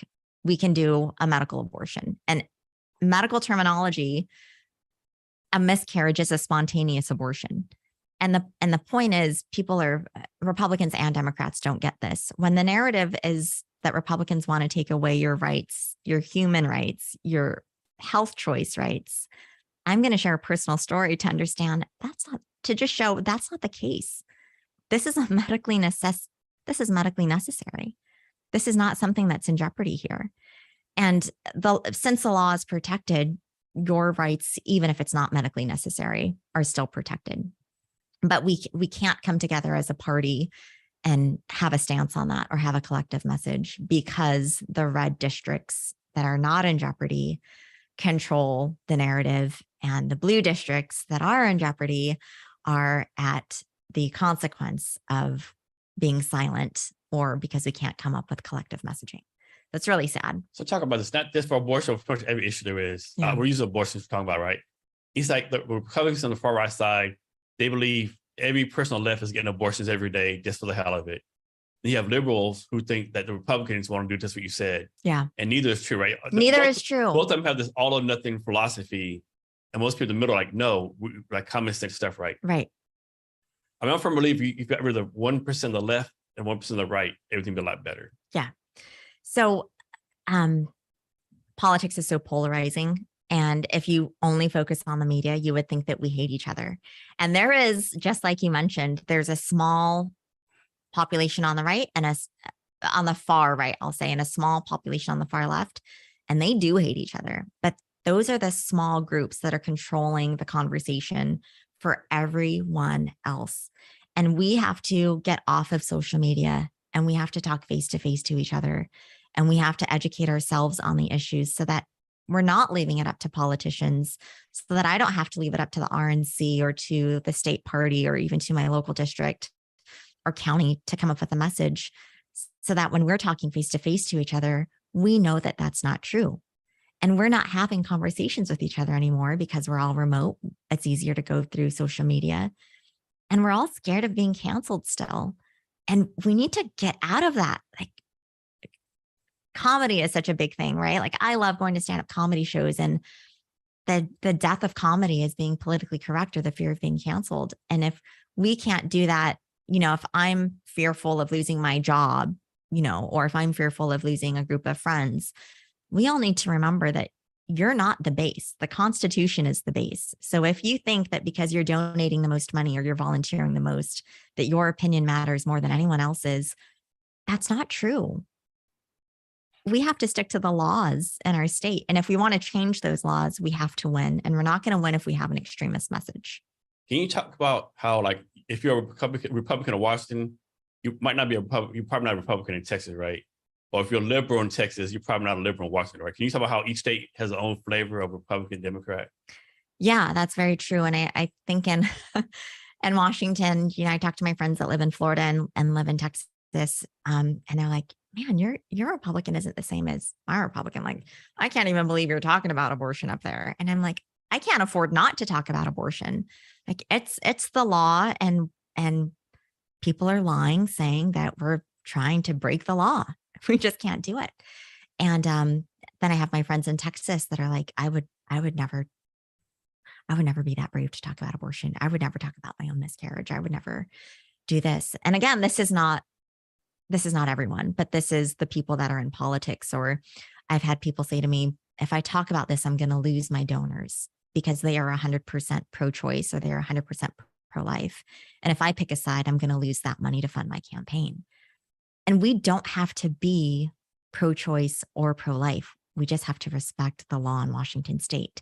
And what Roe v. Wade did is give the rights back to the state. So if you're in that state and you feel one way or the other and your state doesn't agree with you, that's a hard topic. But the only way it's going to get changed is if you win elections, and you're not going to win if you are 100% far in any direction. Just like you said, you have to have more of a moderate message. And I think the trouble for a lot of Republicans is, how do we deliver that moderate message and not lose our values, not lose what we stand for? And it's really simple. We got to take off the scarlet letter R, and we have to have conversations as humans. I'm not going to introduce myself to everyone I meet as, hi, I'm Susanna Keilman, I'm a Republican. Or, hi, I'm Susanna Keilman, I'm a Christian. I'm Susanna Keilman and I'm human. I want to know about you. Tell me about you. If you're a candidate and you're at the door and you're talking about yourself, or if you're a Republican and you're talking about yourself, or if you're a Christian and you're talking about yourself, that shows the other person you don't care about what's important to them. We need to listen more than we're talking. I know when the Roe v. Wade was overturned, I know a lot of Democrats like making all the noise, whatever. But they got a lot of criticism because they had since like the 19 Roe v. Wade was first overdone like 72, I think 73. They had from like 73 to like a couple years ago, like codified, make law, whatever, and they never did. And then when when President Trump won and Hillary lost, for whatever reason, like a lot of females know they vote for Hillary because of whatever reason. But because President Trump won, he had to put 3 justices on the Supreme Court. Those 3 judges help overturn Roe v. Wade, right? So I think the lesson is like, you got to take care of your opportunities you can, right? If you're Democrat or Republican, I think. And I not assume it's going to be like that forever. Absolutely. And that's why more common sense people need to get involved in politics. And if you look at a lot of politicians, they are professional politicians. They've been an elected official for years. And by doing so, by not having term limits on a lot of these positions, you lose track with the community because you're not at the park with them. You're not seeing the homeless encampments. You're not talking to the people that are struggling with alcoholism and drug addiction. And when you're in DC, the majority of your life, and you're not in the community that you're supposed to be representing, that's when you get the disconnect. And then it's also having a ripple effect in that people that want change will automatically listen to that narrative that they're a victim because they see you in DC just being a DC politician. When they have a grassroots leader or activist that's in their community saying you're a victim, look at what your politician's not doing, or look at what he's doing.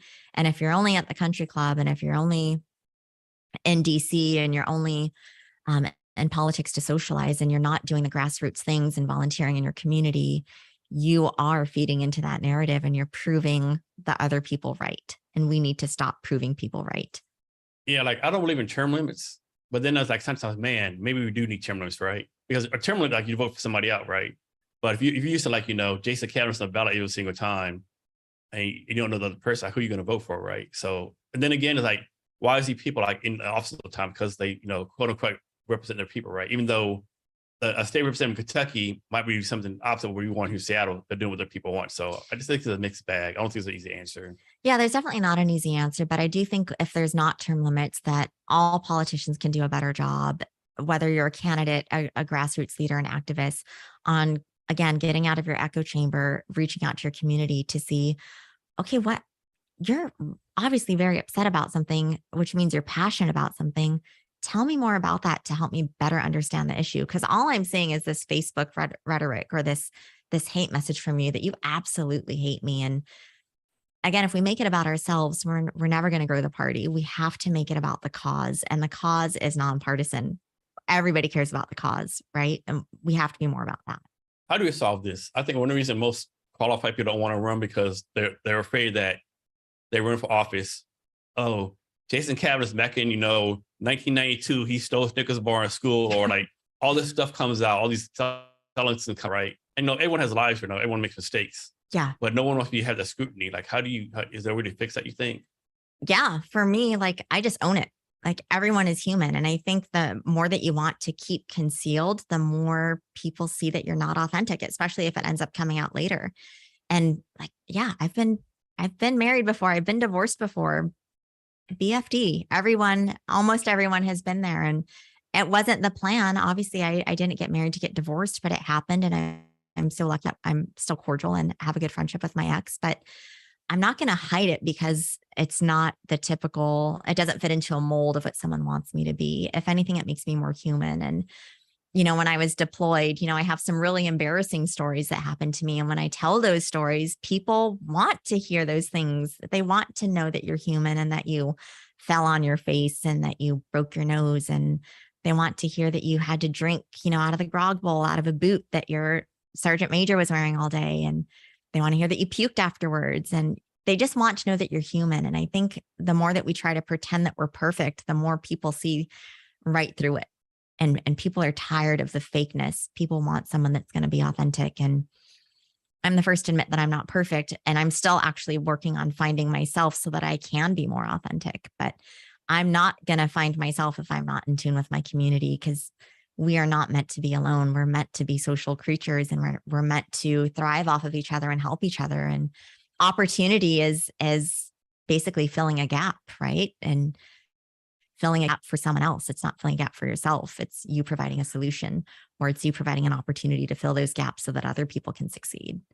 So I know this would never happen, but I will pay money if this happened. Like, suppose I'm a political candidate, and I'm doing a speech, and some reporter says, Jason, can you take me back how back in so-and-so day you did this and this? I reply, yes, I remember when you did this and this and this. I just think it's so cool. Like the can like has them during the reporter sometimes, right? Throw it out there, right? Of course, it'll never happen. I think we get good at SNL skills, but like, oh, that is true. But did you know your wife was out last night partying in Vegas with some guys or whatever, Of course, that would never happen, but I think it'd be funny. So not the exact same, but the best that I could do during my campaign is you have these news outlets, and some news outlets, you just know that they're not going to endorse you no matter what, because you have your Republican tag associated with your name. So they're like, we're never going to endorse a Republican. We never have, we never will.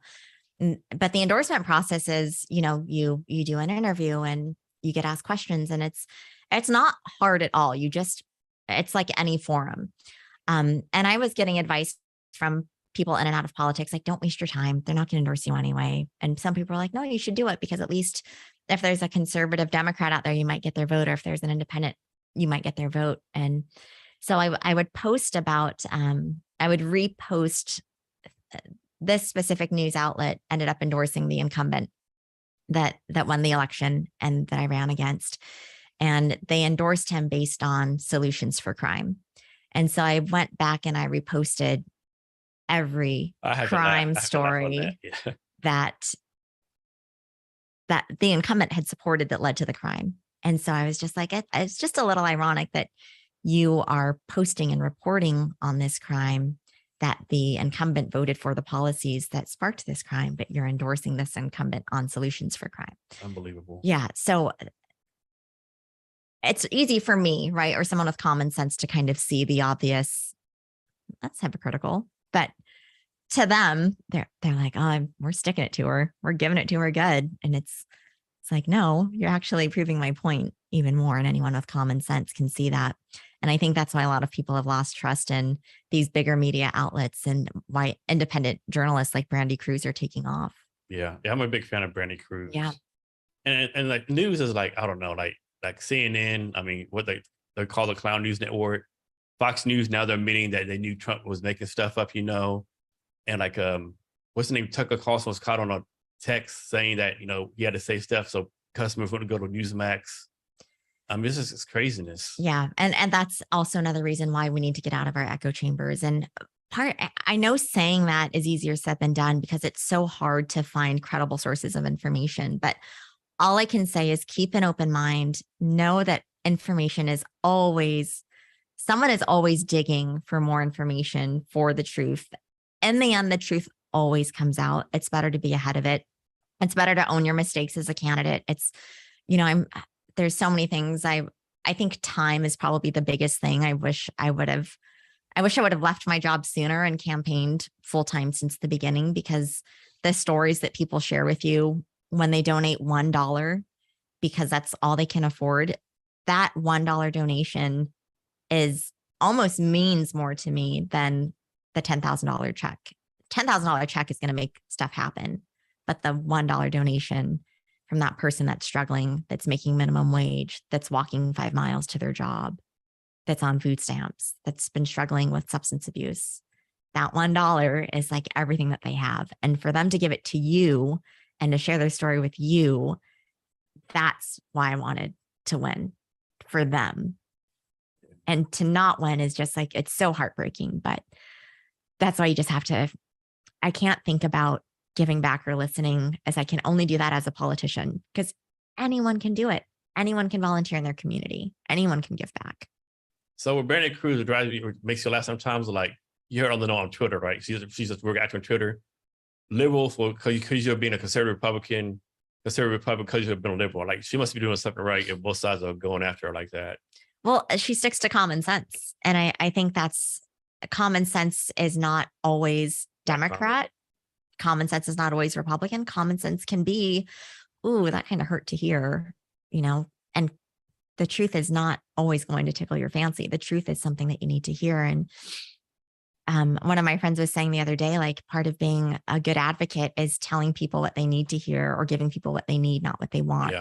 And that sounds like common sense, right? And you're like, yeah, duh, but you have to be reminded of those common sense things, and you have to remember your why. And you don't remember your why when you're so far removed from the community that no one is sharing those personal stories with you.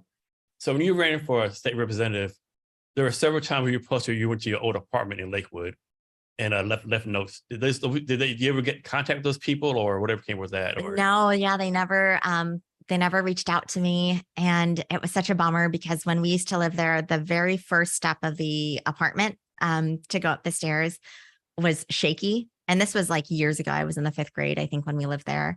And so I'd always have to step on the right part of the stair first and then balance it out with my left foot on the other side, or I would just skip that step altogether. And when I went back to door knock, I tested the step and it for sure had not been fixed. And that was like just from years ago.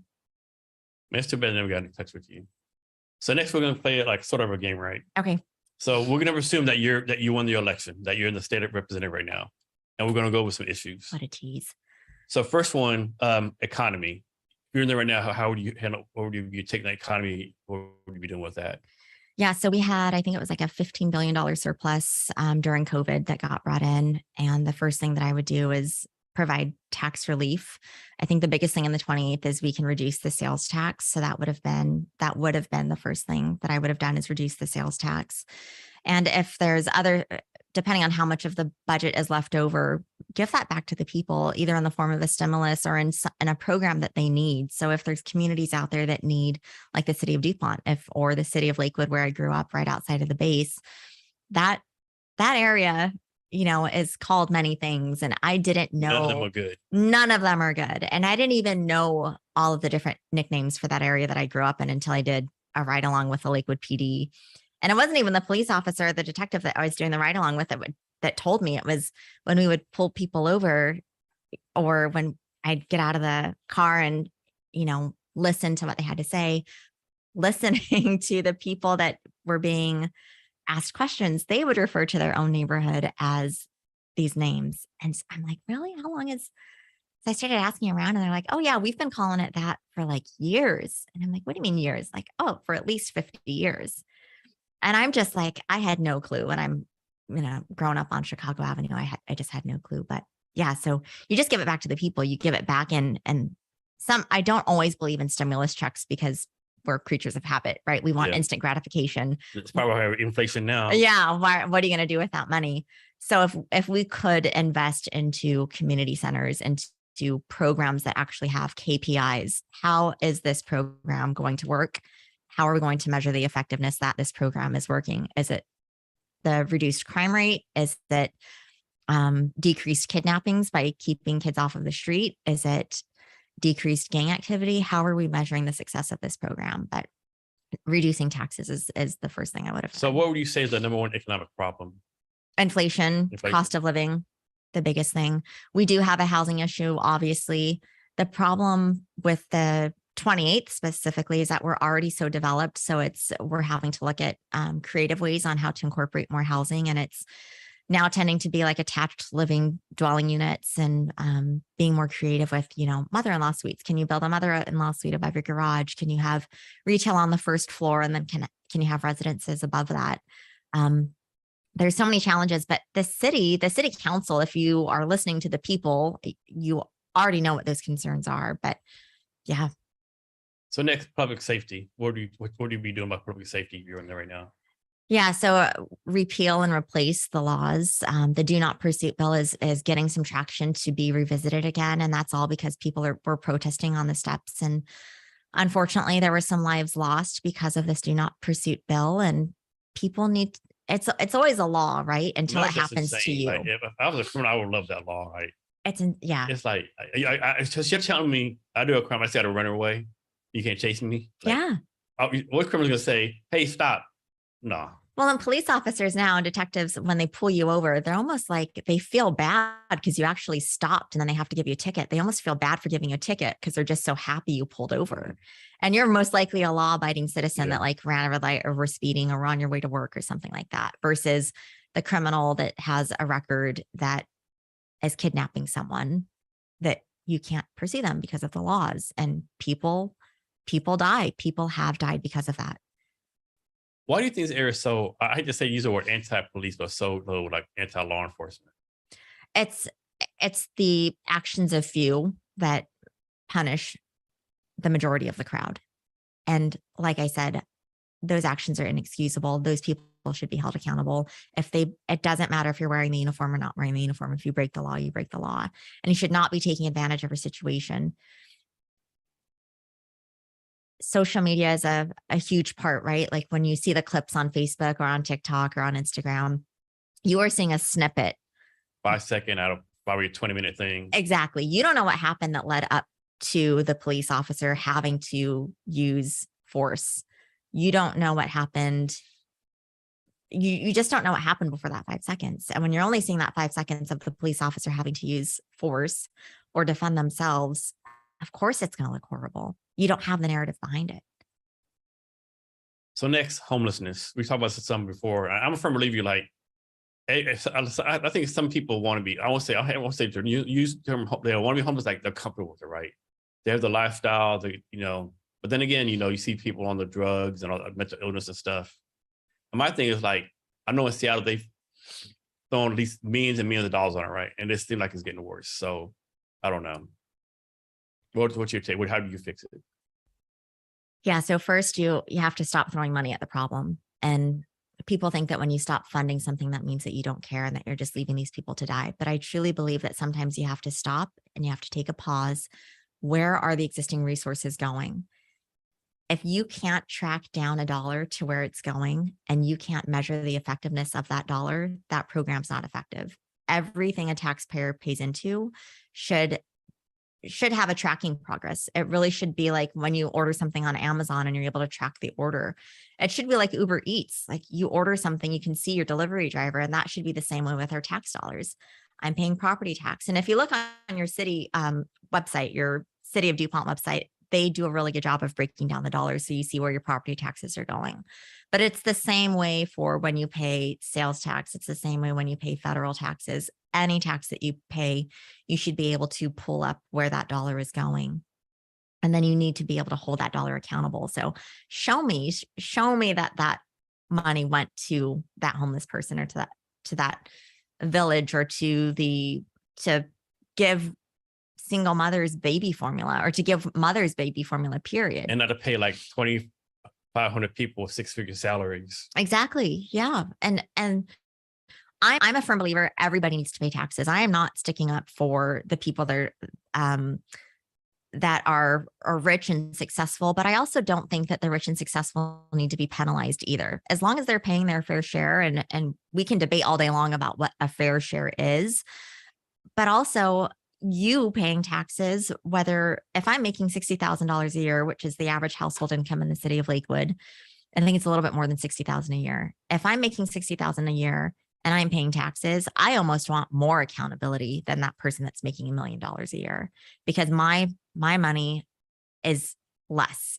I want to know if I'm paying $500 out of every paycheck, show me where that $500 is going. And I want to have a return on that investment. So if I'm driving over the same pothole every day to get to work and I end up getting a flat tire, to me, that shows me there's something wrong.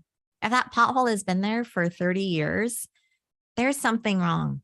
If there's a homeless person that has been struggling with substance abuse or mental health disorders, and we are closing down our state hospitals like Western State and the city of Lakewood, there's something wrong. And we continue to fund these programs, but we're closing down these institutions. There's something wrong.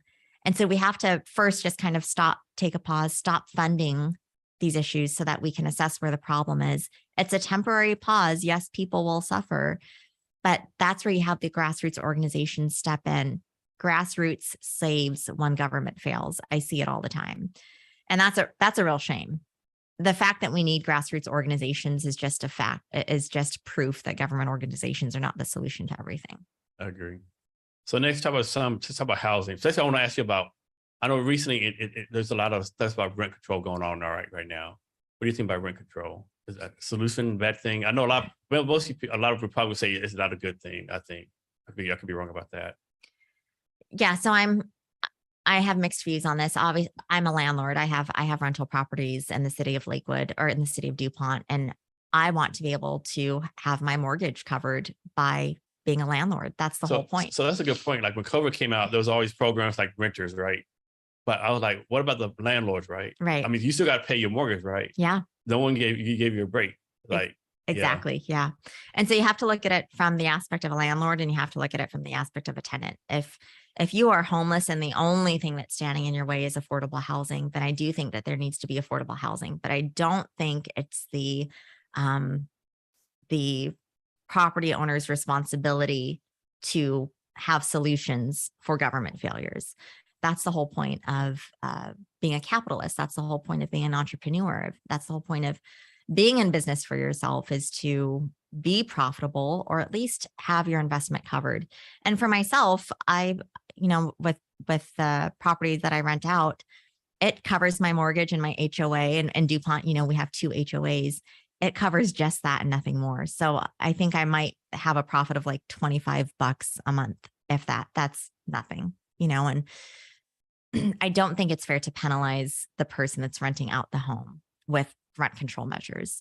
I think we do need solutions to provide affordable housing, but I think it should be left up to whoever the landlord is on if they want to opt in or opt out of that.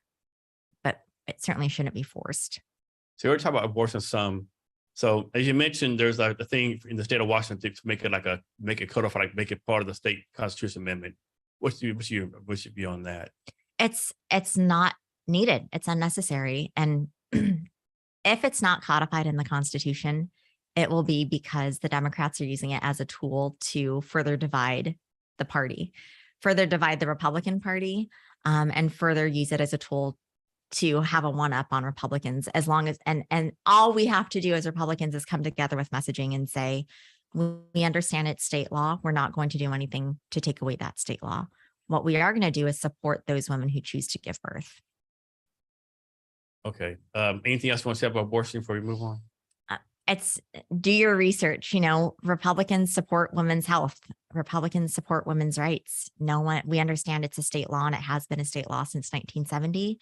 It really is a non-issue. What we want to focus on is how we can best support women, period, whether they choose to have kids or not. We want women to succeed just as much as Democrats want women to succeed. And they're making it a divisive issue. And Republicans, we do need to do a better job of saying that we care. We need to do a better job of showing up, because if we don't, again, we let them control the narrative. Yes. The next one, decriminalize drugs. And what I'm talking specifically about is, of course, marijuana is already decriminalized here. Specifically about like what's called psychedelics, LSD, mushrooms. We're not talking about cocaine or heroin or fentanyl. Those need to stay illegal. Mm-hmm. But what's your take on like decriminalizing stuff like psychedelics? Because there is like recognition for there's some research out there that says actually does good for depression, PTSD, those kind of things. So working in clinical research, I have a little bit of an advantage to actually know of studies that are being done. If it goes through the clinical research process and it has a positive outcome for someone that's going through that, it absolutely should be approved. And we have to also do there's a lot of like brain wiring that has been done over the past 40, 50 years to talk about how bad these things have been. And now we're looking into science to actually prove that those are good things that we can use for benefit. And so I think our biggest hurdle is going to be to legitimize the science, to say, hey, look, this has gone through a research process. This is legit. This is actually, we don't need these pharmaceutical pills. These are natural things that are organic, that are taken from the earth, that are doing a much better job than any pill that can be prescribed. I'm sure the government's going to find a way to regulate it, which they should. But as long as the outcome is positive, I support it 100%. You hear like, this is the more mainstream. You hear like people like, Aaron Rodgers, Green Bay Packers quarterback, doing his, I can't know how soccer trip, whatever it's called. I can't say the word. He's being a psychedelics, The ayahuasca. Ayahuasca, yeah, that, he did that, so it's more mainstream, so to speak, right? Yeah, I haven't done it. I know people that have and come away from it with positive experiences. If I don't judge, if you want to do something like that and you're not providing, it's not causing harm for someone else, and it's your own spiritual journey to becoming a better person or getting through something, then do it. I think we need to get over these stigmas that people that do it are horrible people, or they're liberals, or they're, into witchcraft or some like whacked out hippie, yeah. know. I mean, we live in Washington State. I mean, Yeah, we are a hippie state. we Yeah. are. So what's next for you as far as your political career? I actually don't know. I am all about trying to help the party improve where they can, when they can. So you're pretty active in the party right now? Yeah, I'm active in the local races. There's a lot of races tend to get the majority of, I wouldn't say a lot. Some few races get the majority of attention, and it takes away from races that need attention. And the 27th district, my friend Jelani, former gang member, has overcome such adversity. I actually follow him on TikTok. Yeah, he's definitely a character. He's definitely a character, but for him to have his political views now, and I don't agree with all the political view that Jelani has, but we respect each other. He's very conservative. Yeah, he's probably more conservative than I actually. But I love that guy. I would take a bullet for that guy. And people didn't invest what they should have because they said it was a unwinnable race. And if we continue on that path, it's never going to be a winnable race. And so we need to, if we are not donating our money, we need to donate our time. And time is so valuable in districts like the 27th. Yeah, like I guess when people say unwinnable race, like of course the state of Texas, the governor has been Republican since 1994. Well, people forget when Bush won the 94 election, had been Democrat the previous 30 years. So when he ran, it was says unwinnable. He ran against Ann Richards, the real popular liberal, Democrat, very populist. And he won. Republicans been since, right? So you only have to win it one time, right? I think a lot of people forget that. Yeah. And I think also what Jelani and other candidates in Pierce County specifically have learned is it's always nice when you have the support of the RNC and of your state party and of any kind of donor that's a Republican, but we also can't win if we don't have that same kind of support from those independent voters or from soft Democrats. But the most important thing is you don't need it. It's always nice to have it, but you don't need it. If you have people that really believe in you, that is your core support base, and you don't have to buy support, if that makes sense. How do we fix this? Or maybe it doesn't need to be fixed. Like, of course, the presidential election comes. I won't say everybody, but more people vote. The lower down you get, less people vote. How do we get, because politics is local, how do we get people to actually vote? The city council, the school board, those local elections. It's really a hard one. Democrats do. This is where Democrats win over Republicans all the time. Democrats go into schools. Democrats are doing better at social marketing to people excited, and to actually what Clinton did that was really great. Went on MTV and played the saxophone. He really appealed to the younger voters. And the Republican Party has a reputation of being the older, what you explained with the VFW, the older population. And we're going to continue to lose if we don't get in touch with if we don't embrace social media. And that was probably my biggest lesson or feat is I'm not a huge fan of social media. You have to do it to stay relevant. I didn't have a personal Facebook page before I got involved in politics. I honestly wish I didn't have to have one now, but you have to post so that people know that you still care. And the people that are on there will know that you're doing it for good intentions, and you're doing it for good intentions. But I do think there's such a thing as overexposure. And until I kind of get my feet from underneath me from losing 2 elections and figure out what makes me happy and things like that, I don't want to be on social media as much, because I want to focus on, I need to be secure in who I am as a person if I want to be anyone's leader, because campaigning is so hard. And but it's rewarding. There's risk reward, and you got to pay to play, and you have to knock on doors and be yelled at. You stand there and you're yelled at, like someone is yelling at you because you are responsible for everything bad that has ever happened to them. And I've stood there and been yelled at, and I've had doors slammed in my face. And but then for every door like that, there's someone who's like, oh my gosh, thank you for running. I appreciate you. And you can't have you can't have doubts about yourself. You can't be mentally weak. You cannot be mentally weak. And that, will I say, is the great thing about having a Korean mom, is she has never Your mama raised no punks, as She they say. did not raise a punk.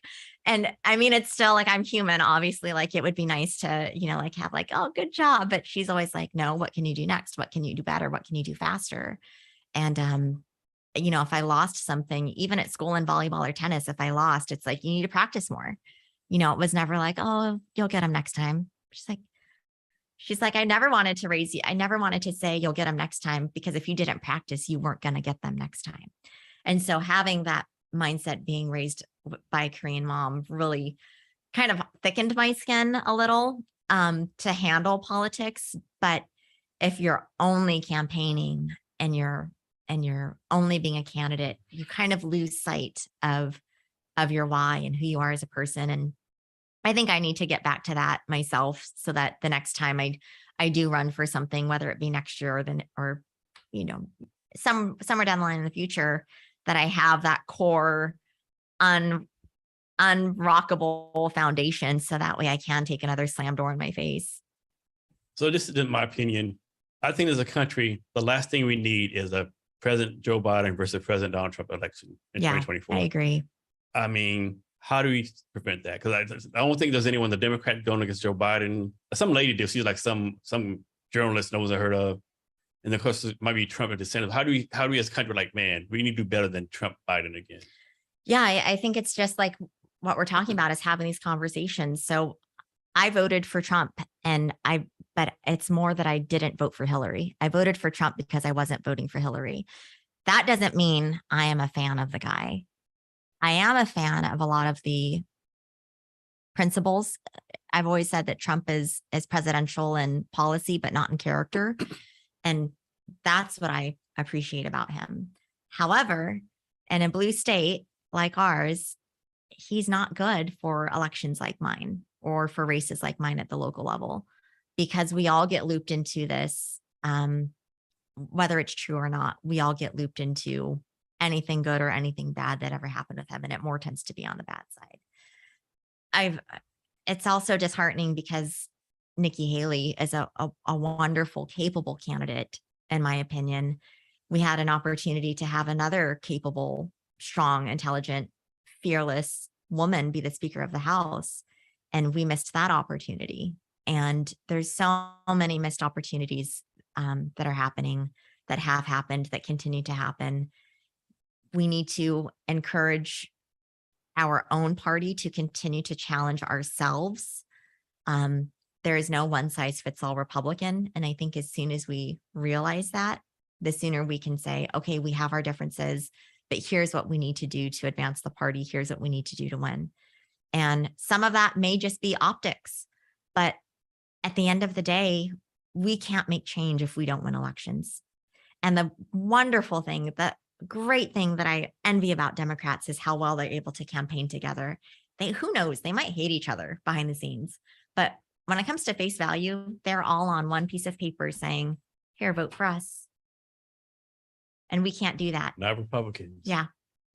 I know it'd be interesting if it's President Trump and DeSantis going against each other, but they always like to have this hate relationship with each other, I was fortunate to have DeSantis as my congressman when we had a place down in Daytona, and I had some issues that I was dealing with from the VA that I had reached out to my other local officials for. And when I reached out to DeSantis, I was working on this issue for years trying to get it handled. And I reached out to DeSantis's office and he was able to have it handled within 5 minutes. And it happened again. And same thing, it happened in 5 minutes. Right. His office solved it. So from personal experience, and I know people that are with them in the military and they've had nothing but wonderful things to say about him. So just based on my personal experience, I'm a huge fan. I don't like that people, there are obviously some commonalities. There's some common traits between him and former President Trump. But at the end of the day, I want the most capable person to win. I don't want us to turn into a woke party to where we're saying a woman has to win because she's a woman. I want the woman to win because she's the most capable. And we need to all be on board with that. So he hasn't like said he's running for president yet, because I think it's Iowa, one of the places. He took like a little side gig at President Trump. He's like, in Florida, we do this, we do that, and we do it without the politics fatigue and all the drama. Yeah. We just take care of business. Like, man, that's Nice little side swipe. Well, if you think about it, the way that he presents himself, the character, right? That's the presidential part, is he doesn't put up with BS, but he doesn't do it in a way that President Trump did it. And I think when you're the leader of the free world, you do have his appeal was also the thing that killed him in the end, is, you know, he had the attitude where it's like, I don't care. I don't care. I don't need your money. I don't need the lobbyists' money. I can do this myself. And which was great because that means he wasn't a puppet. And then on the other side of it, it's like, okay, let's dial it in a little bit. Let's get off Twitter. I still say someone just took him off Twitter, he'd probably still be president right now. Well, and I'm there's a firm believer in that. Yeah, and a lot of people would agree with you. And I'm not saying this because I believe it, but I will say that there's a lot of people that are concerned about the integrity of the elections, and we can't blow those people off. We can't say you're crazy if you feel like your vote's being jeopardized. We have to acknowledge the voting process. We have to acknowledge and reassure them that there is integrity in elections. But if we listen to the concerns of people and we call them crazy because of it, we're going to lose. That's when we lose Republicans. And that's when we get Republicans that don't even vote, when they don't even feel heard in their own party. So, Susanna, is there anything else that I asked you that I haven't asked you, or anything else you want me to ask you, or anything else you want to talk about? No, I think we covered it all. I knew when I came here that you were going to ask me some hard questions, and I was prepared for that. And I appreciate it so much, Jason. Thanks for having me here. Yes. Can you share your social media for people can reach out to you? Yeah. So I still have my political campaign page up. It's just Susanna Keilman. You'll find it on there. And I think you can Google Susanna Keilman, Washington, or Seattle Keilman, Dupont. And Keilman is Keilman. So yeah, look me up. And if you have any questions or comments, I'd love to hear from you, especially if you're in the community. If you want to chat, or if you have something that you want to share about some adversity that you've overcome, I'd love to hear. And if there's anything that you think I can help with, let me know. And so before we get out of here, any last minute advice on any subject you want to talk about? If you are thinking about getting involved in politics, please reach out to your local district party members. Please reach out to candidates that have been there before. Please do not think that you are not qualified. We need more regular people to be involved in politics so that we don't have these politicians that are out of touch. Susanna, thank you for your time today. Really appreciate it. Thanks, Jason. And to our listeners, thanks for your time as well. Remember to be great every day.